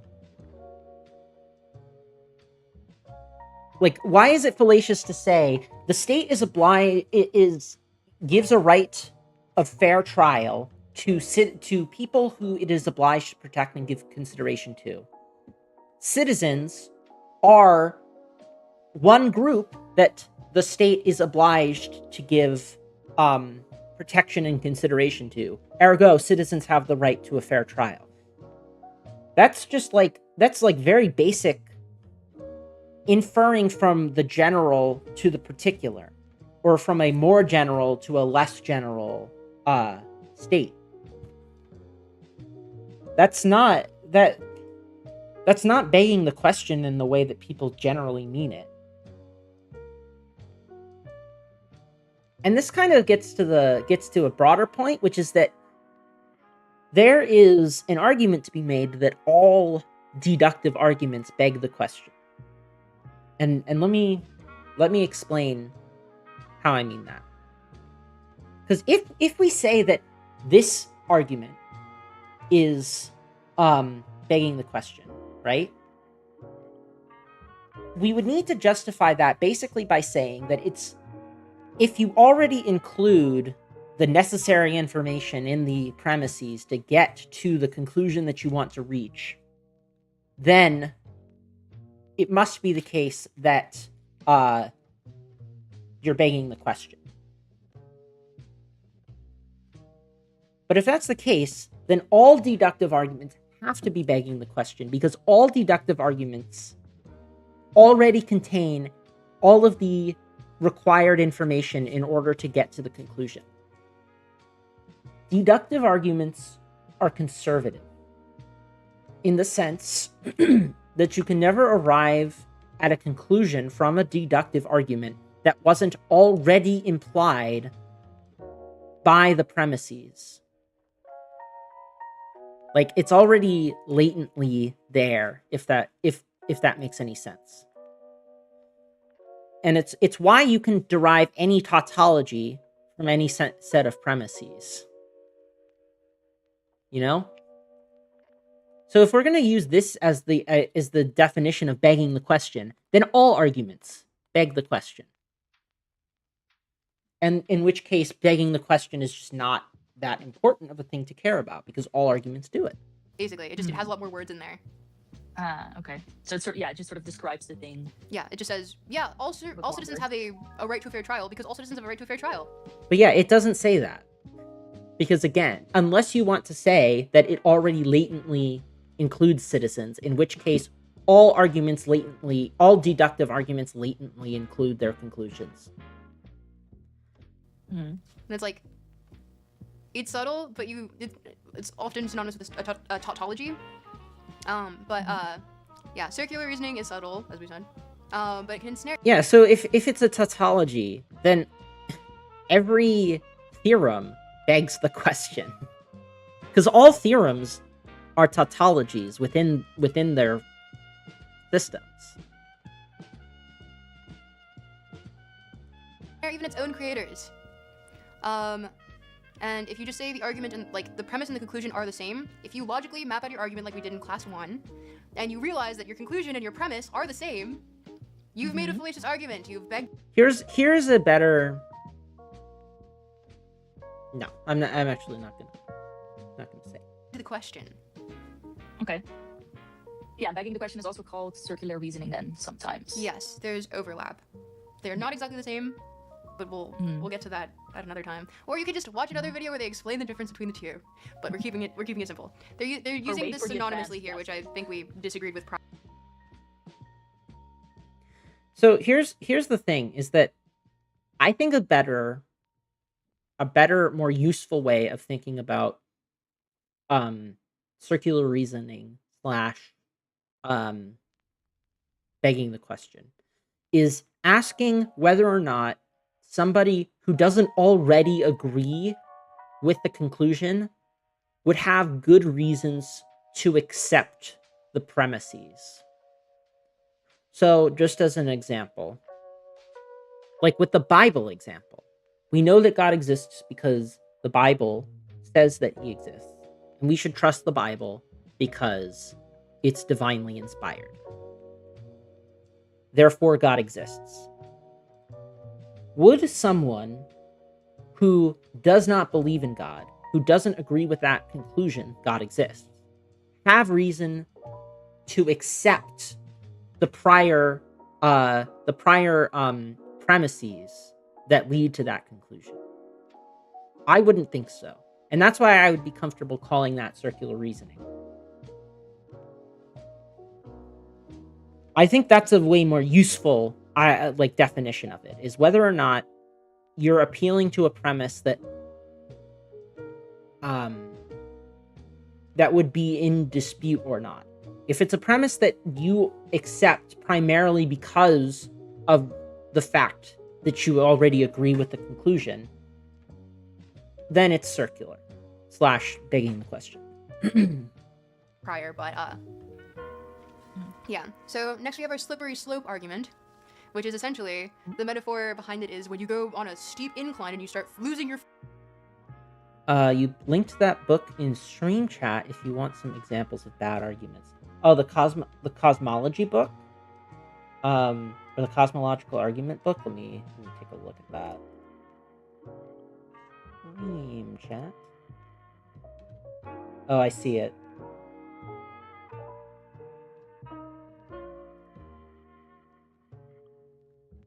Go away. Go away. God, the science, the evidence, the dawn of a revolution. What is evidence?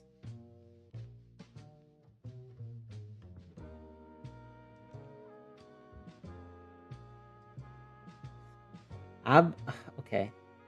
According to the Oxford English Dictionary, evidence is defined as the available body of facts or information indicating whether a belief or proposition is true or valid. However, further clarification is needed. So absolute proofs exist in theoretical or formal domains such as mathematics, games, and logic. I guess, like, if you mean, like, game theory games? Relative proofs are those that exist in the real world. They are never absolute, since they rely on our inherently imperfect and incomplete understanding of reality. We're all sinful before God. Remember, everybody watching this, you are all sinful before God. You are all sinful before God.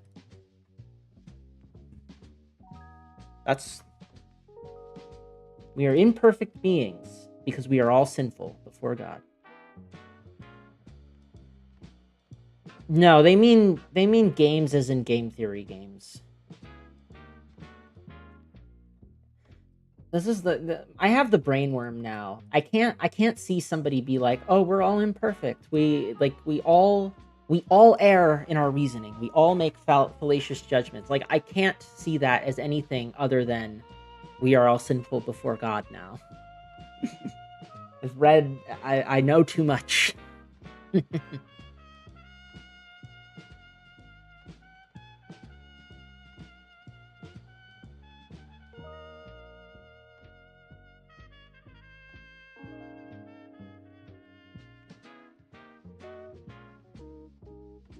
What do you mean, how did this happen? I don't know. It's just I've got the brainworm now. But it because the truism that we all make mistakes and that we all err before, like, the majesty of reason is kind of, they have a similar origin philosophically, and justifying that is something I will not do on this stream. But it's you can kind of argue it, because truth is historically associated with proximity to the divine, and divine or divinity to truth, in specific philosophical contexts, and this has kind of percolated outward.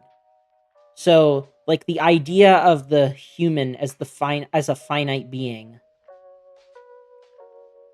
finite in his reason. Like, actually, you can really easily get this out of Descartes. If you just go read Meditations, like, this is how he contrasts the human to the divine, is that the human is finite and the divine is infinite. And what it means for the human to be finite is that they are finite in their reasoning capability, but also what it really means is that it's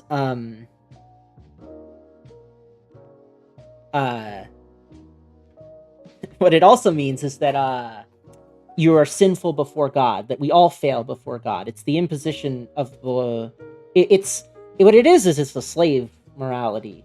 It's the imposition of one's own powerlessness before the law, whatever that law happens to be, whether it be God or the truth or whatever. I don't think that the meditations are incoherent. I think it's just like they have some very unmotivated things in them. Like specifically in the meditations, when he starts talking about how the idea of something can have no greater reality than the amount of intrinsic reality in the thing itself. That just doesn't, I don't know. Absolute proofs aren't just for game theory. Any game has particular rule sets. These are proofs that can be gathered from the basic principles at play. That's how I understand it. Maybe. I don't know, because it's just like the problem is that it depends on what.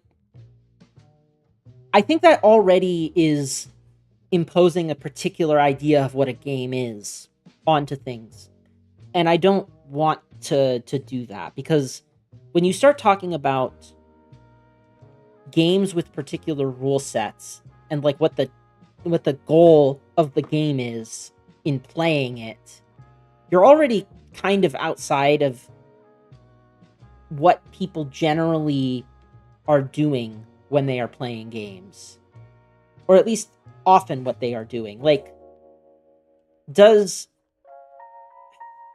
like I don't know, Quiplash. Quiplash is a game. It has a particular rule set, and it's an absolute rule set, in fact. Like, you literally can't violate it. But it kind of makes very little sense to me to say that there's like a proof in Quiplash about like what the best strategy is. Because it's kind of so like the rules of the game are really socially mediated. Anyway, this is the abstraction. The point I'm making is that the abstraction of game is different from like the practical reality.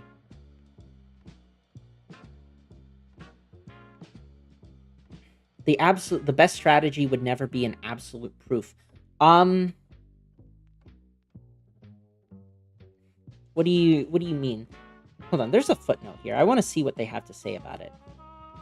Should be noted that the well-known philosophical proofs for God's existence discussed in chapter 23 are considered by many to be absolute proofs. This doesn't really say anything about games.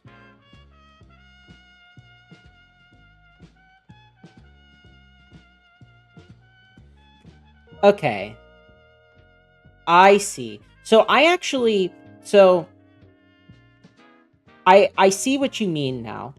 However, is that going to take us back to this? Yes. I do not think that that's what they mean. I think that what they are saying is I think that they mean the game theoretic sense of it.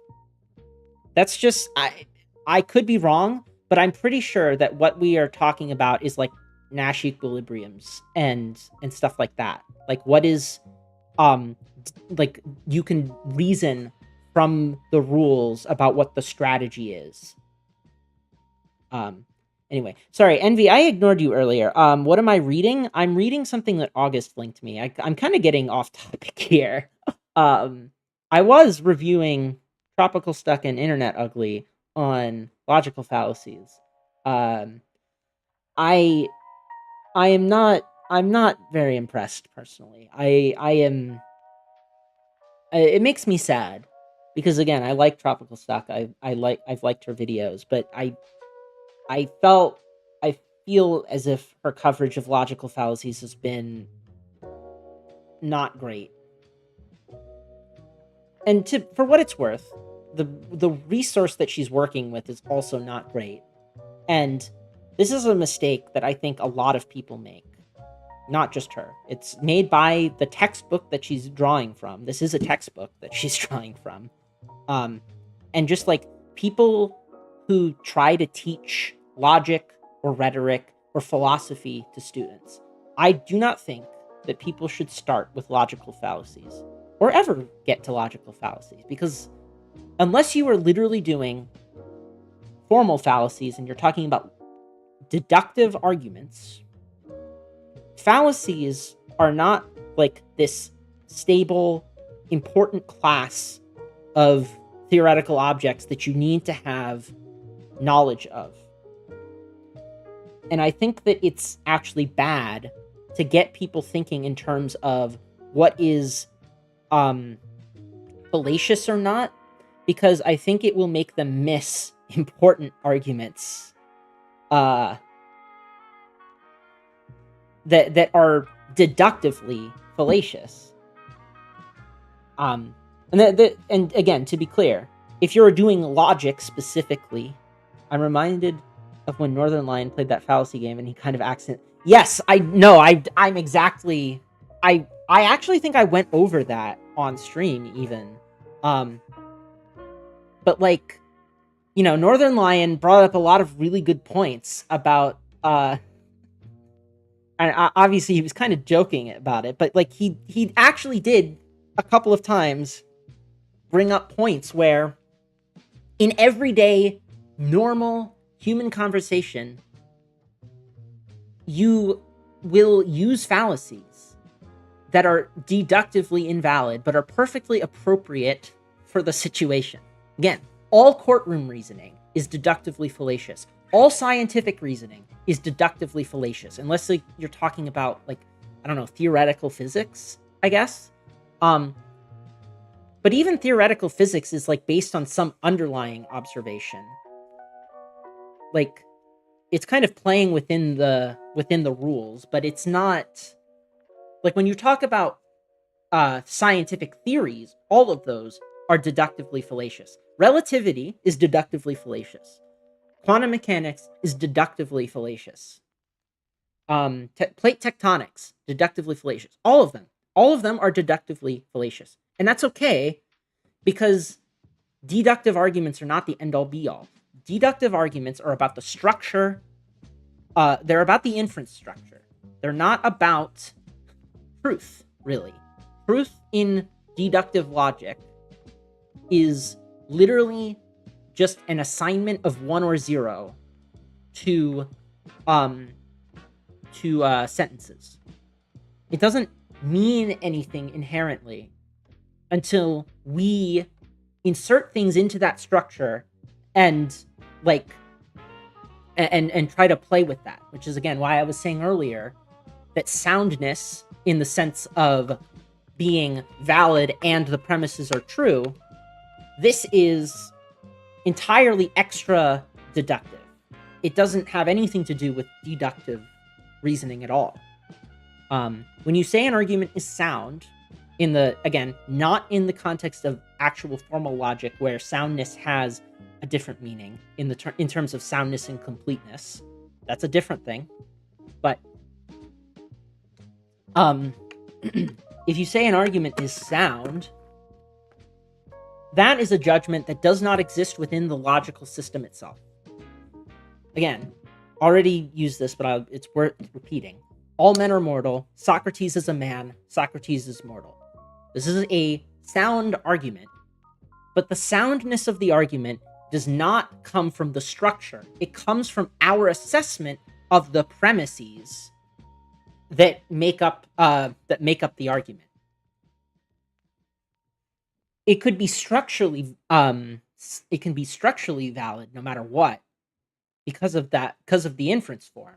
But the soundness has to do entirely with our acceptance or rejection of the premises, which is, again, not based on deductive argument.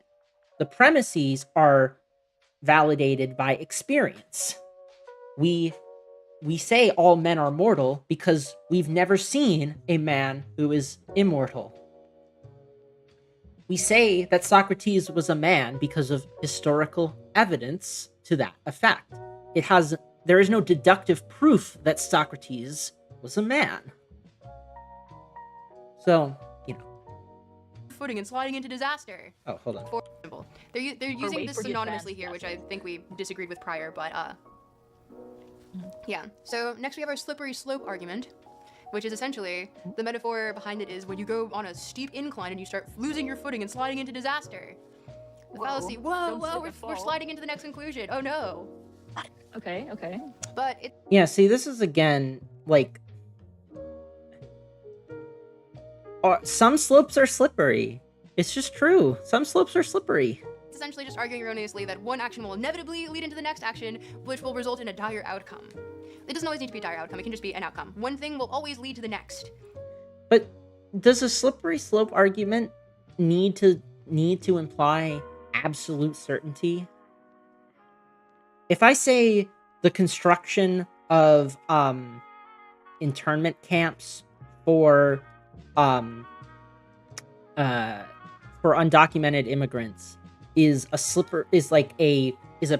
step toward genocide, is a step toward them becoming death camps at some point. Is it fallacious? Is that a slippery slope fallacy? I don't think so. I certainly don't think it's fallacious. Especially because the stakes are so freaking high, you know?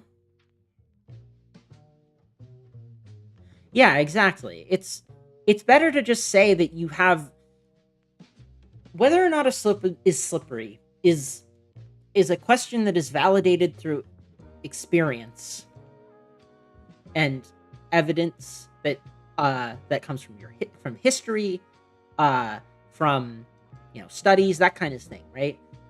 It has nothing to do with like sorry. Yeah, it obviously is deductively invalid.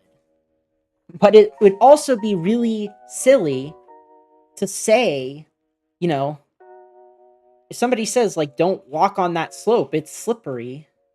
If you take one step, like, actually, I think that, yes.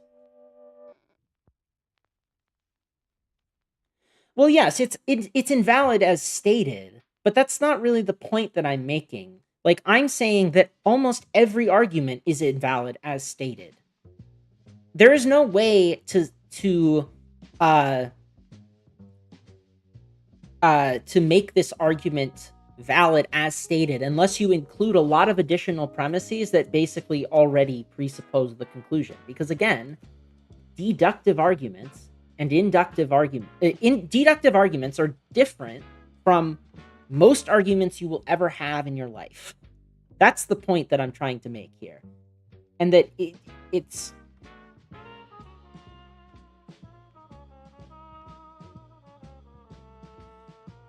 but that's the thing, is that I don't know that it's a very good guide, because I actually think it's generally kind of a bad guide. And there's a couple reasons why. Because if we say that logical fallacies are a good guide to constructing arguments that are as strong as possible, then we have to discard every scientific theory. Because all scientific theories affirm the consequence, as I've already tried to explain. Because all of them rely on inference to the best explanation. Inference to the best explanation is literally saying we have to Descartes. Yeah. Haha, envy. And this is, again, I'm not saying that you should just totally ignore how your argument fits together. But I'm saying that whether or not your argument works has a lot less to do with logic than...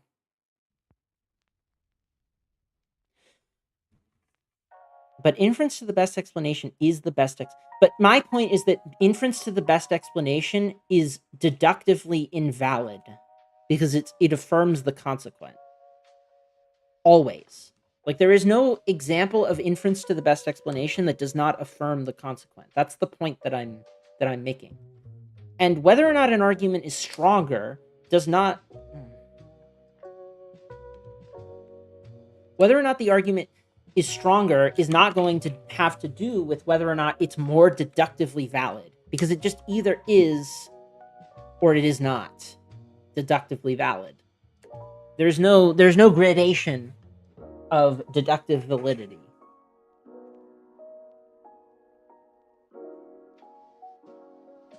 But yeah, again, Brooks, what I'm saying is that whether or not an argument is better or worse has less to do with whether or not it's deductively valid or not. Because any argument I provide for a better explanation will also be deductively invalid. That's the point that I'm trying to make here, is that deductive validity does not really mean a whole lot for most of the arguments that people make in their entire life. When I make an inference about, again, I've already used this example way earlier in the stream, but when I make the inference that the sun will rise tomorrow based on the fact that the sun has risen every single day of my entire life, it is deductively fallacious. But it is also a good inference. Because again, whether or not it has way more to do with everything else besides the argument structure. The argument structure is invalid. It is. It's an invalid argument structure. But it is also a good argument. It is a good argument that because every single day the sun has risen,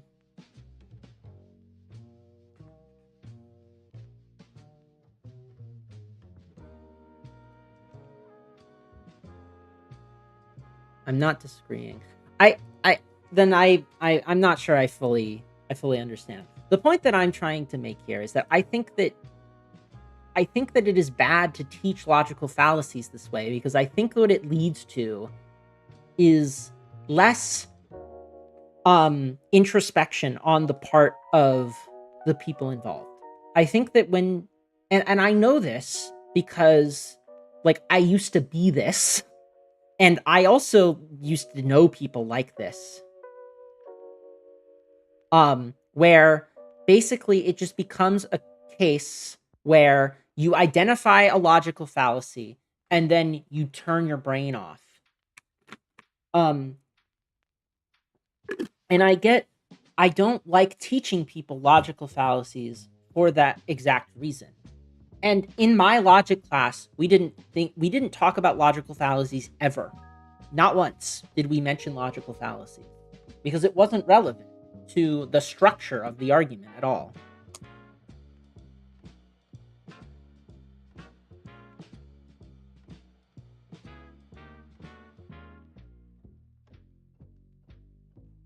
Yeah, I mean, I agree, but I think that this is the problem, is that I don't think that people are able to differentiate those things as well as one would hope. I think that and also again, I think that whether or not your argument hangs together, like your own argument, is probably going to have a lot less to do with whether or not it's deductively valid. Like a historian. No historians make deductively valid historical arguments. So if their goal was to be completely free of fallacies, deductive fallacies, formal fallacies, then no historian would ever write a book. And when we start talking about informal fallacies, I think the issue that I have is that it starts getting to a place where people start discarding good arguments on the basis that they are fallacious. Not just in the sense that the conclusion is true, but also that like it is actually a good argument to make. And I talked about this. Sure. I'll see you later, Brooks. But yeah, I did talk about this earlier. Where what was a good example? Right. So, like, with sourcing, you know, like, should you trust what the IDF has to say about its activities in Gaza? I don't think you should, because the IDF lies all the time about what it does. This does not preclude that it says accurate things. If the IDF says that the sky is blue, you shouldn't reject that the sky is blue. But when I say you shouldn't trust what the IDF has to say about its activities in Gaza, like how many people it's killed, why it kills people, what warnings did it give to people, who was it targeting, that sort of thing. You shouldn't trust what they have to say about that. That is fallacious. That's a genetic fallacy, technically. But I think you have really good reason to distrust what they have to say, right? Because it's a demonstrable fact that they've lied about it before. They could easily lie about it again. That's the point that I'm making here, is that sometimes logical fallacies, sometimes fallacious arguments are actually just on their own good arguments, assuming enough support is given to the premises involved. So, yeah. When you've not actually proven that one will logically follow the other, you are assuming. Mm-hmm. So yeah, so you can't logically prove that one follows the other. You can only show evidence that one follows the other. Keyword is erroneously. Slippery slope scenario becomes fallacious when there is no reason to believe that the chain of events predicted will ever happen. For example, getting political again. When did we ever let reality stop us, guys? When did we ever let reality stop us? Yeah. This trend towards gay marriage must be stopped. If gay marriage is permitted, then traditional marriage between a man and a woman will be debased and devalued, which will lead to an increase in divorces. And higher divorce rates can only harm our children. So somehow gay marriage will lead to harming children. Yeah, okay. But it is a fallacious argument so because... the slippery slope here is that... I mean, it's not... Again, it's fallacious, but I don't think that's the problem with it. I think the problem with it is that you can't demonstrate that this is the case. Fildeman, honestly, not really. Because real philosophers don't really talk much about fallacies. If you want to... I think that the way to learn about this is just to learn about the different kinds of arguments. So I think SEP might have...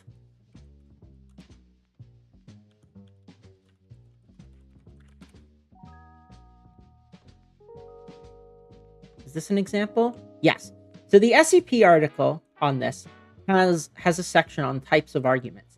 There's deduction, induction, and abduction. These are the ones that I was talking about earlier. Let me minimize this a little bit. So this I think is going to be a better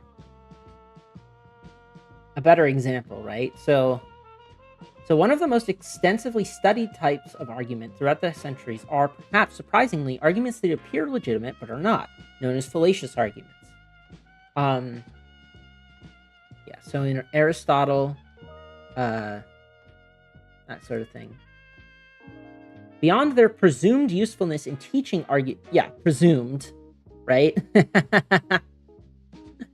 Besides their presumed usefulness in teaching argumentative skill, the literature on fallacies raises a number of important philosophical discussions, such as what determines when an argument is fallacious or rather a legitimate argument. See section 4.3 below on Bayesian accounts of fallacies.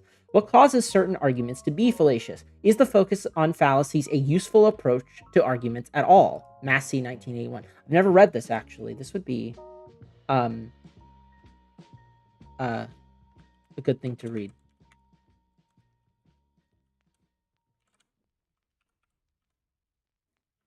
Hold on.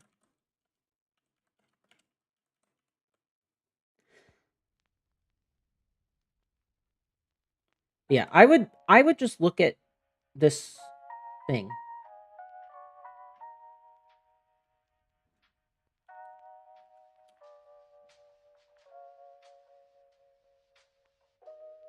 I've never read this paper.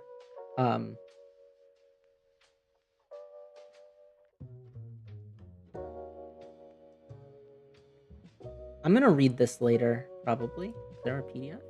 Nope. Fuck you. Whatever. I'll look at that later. Okay, I've been going for 2.5 hours, and my throat is starting to give out a little.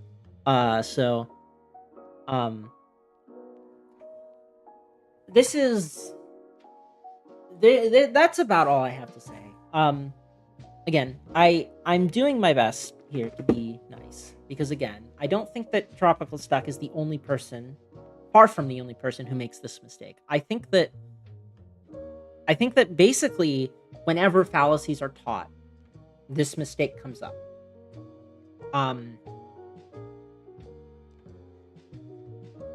I will at some point, I hope, when I'm done writing about Marx, I'm going to make a full breakdown of this point, I think. Because it's useful, it will be useful to have something to point people to. But yeah. Anyway. Thanks everybody for coming. Do I have the ability to raid people? Is this a thing I can do? I actually don't know if I'm able to do this. I actually don't. I think I've tried to do this before and it didn't work. But I do know that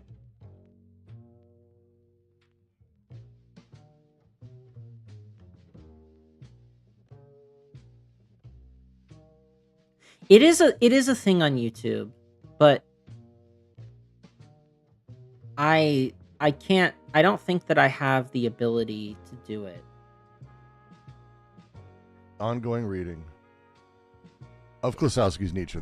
Yeah, I don't think I have the ability to do it because I don't think my channel is large enough. Oh well. Anyway, yeah. Thanks everybody for coming. I appreciate it. I had fun. Time to rest my voice.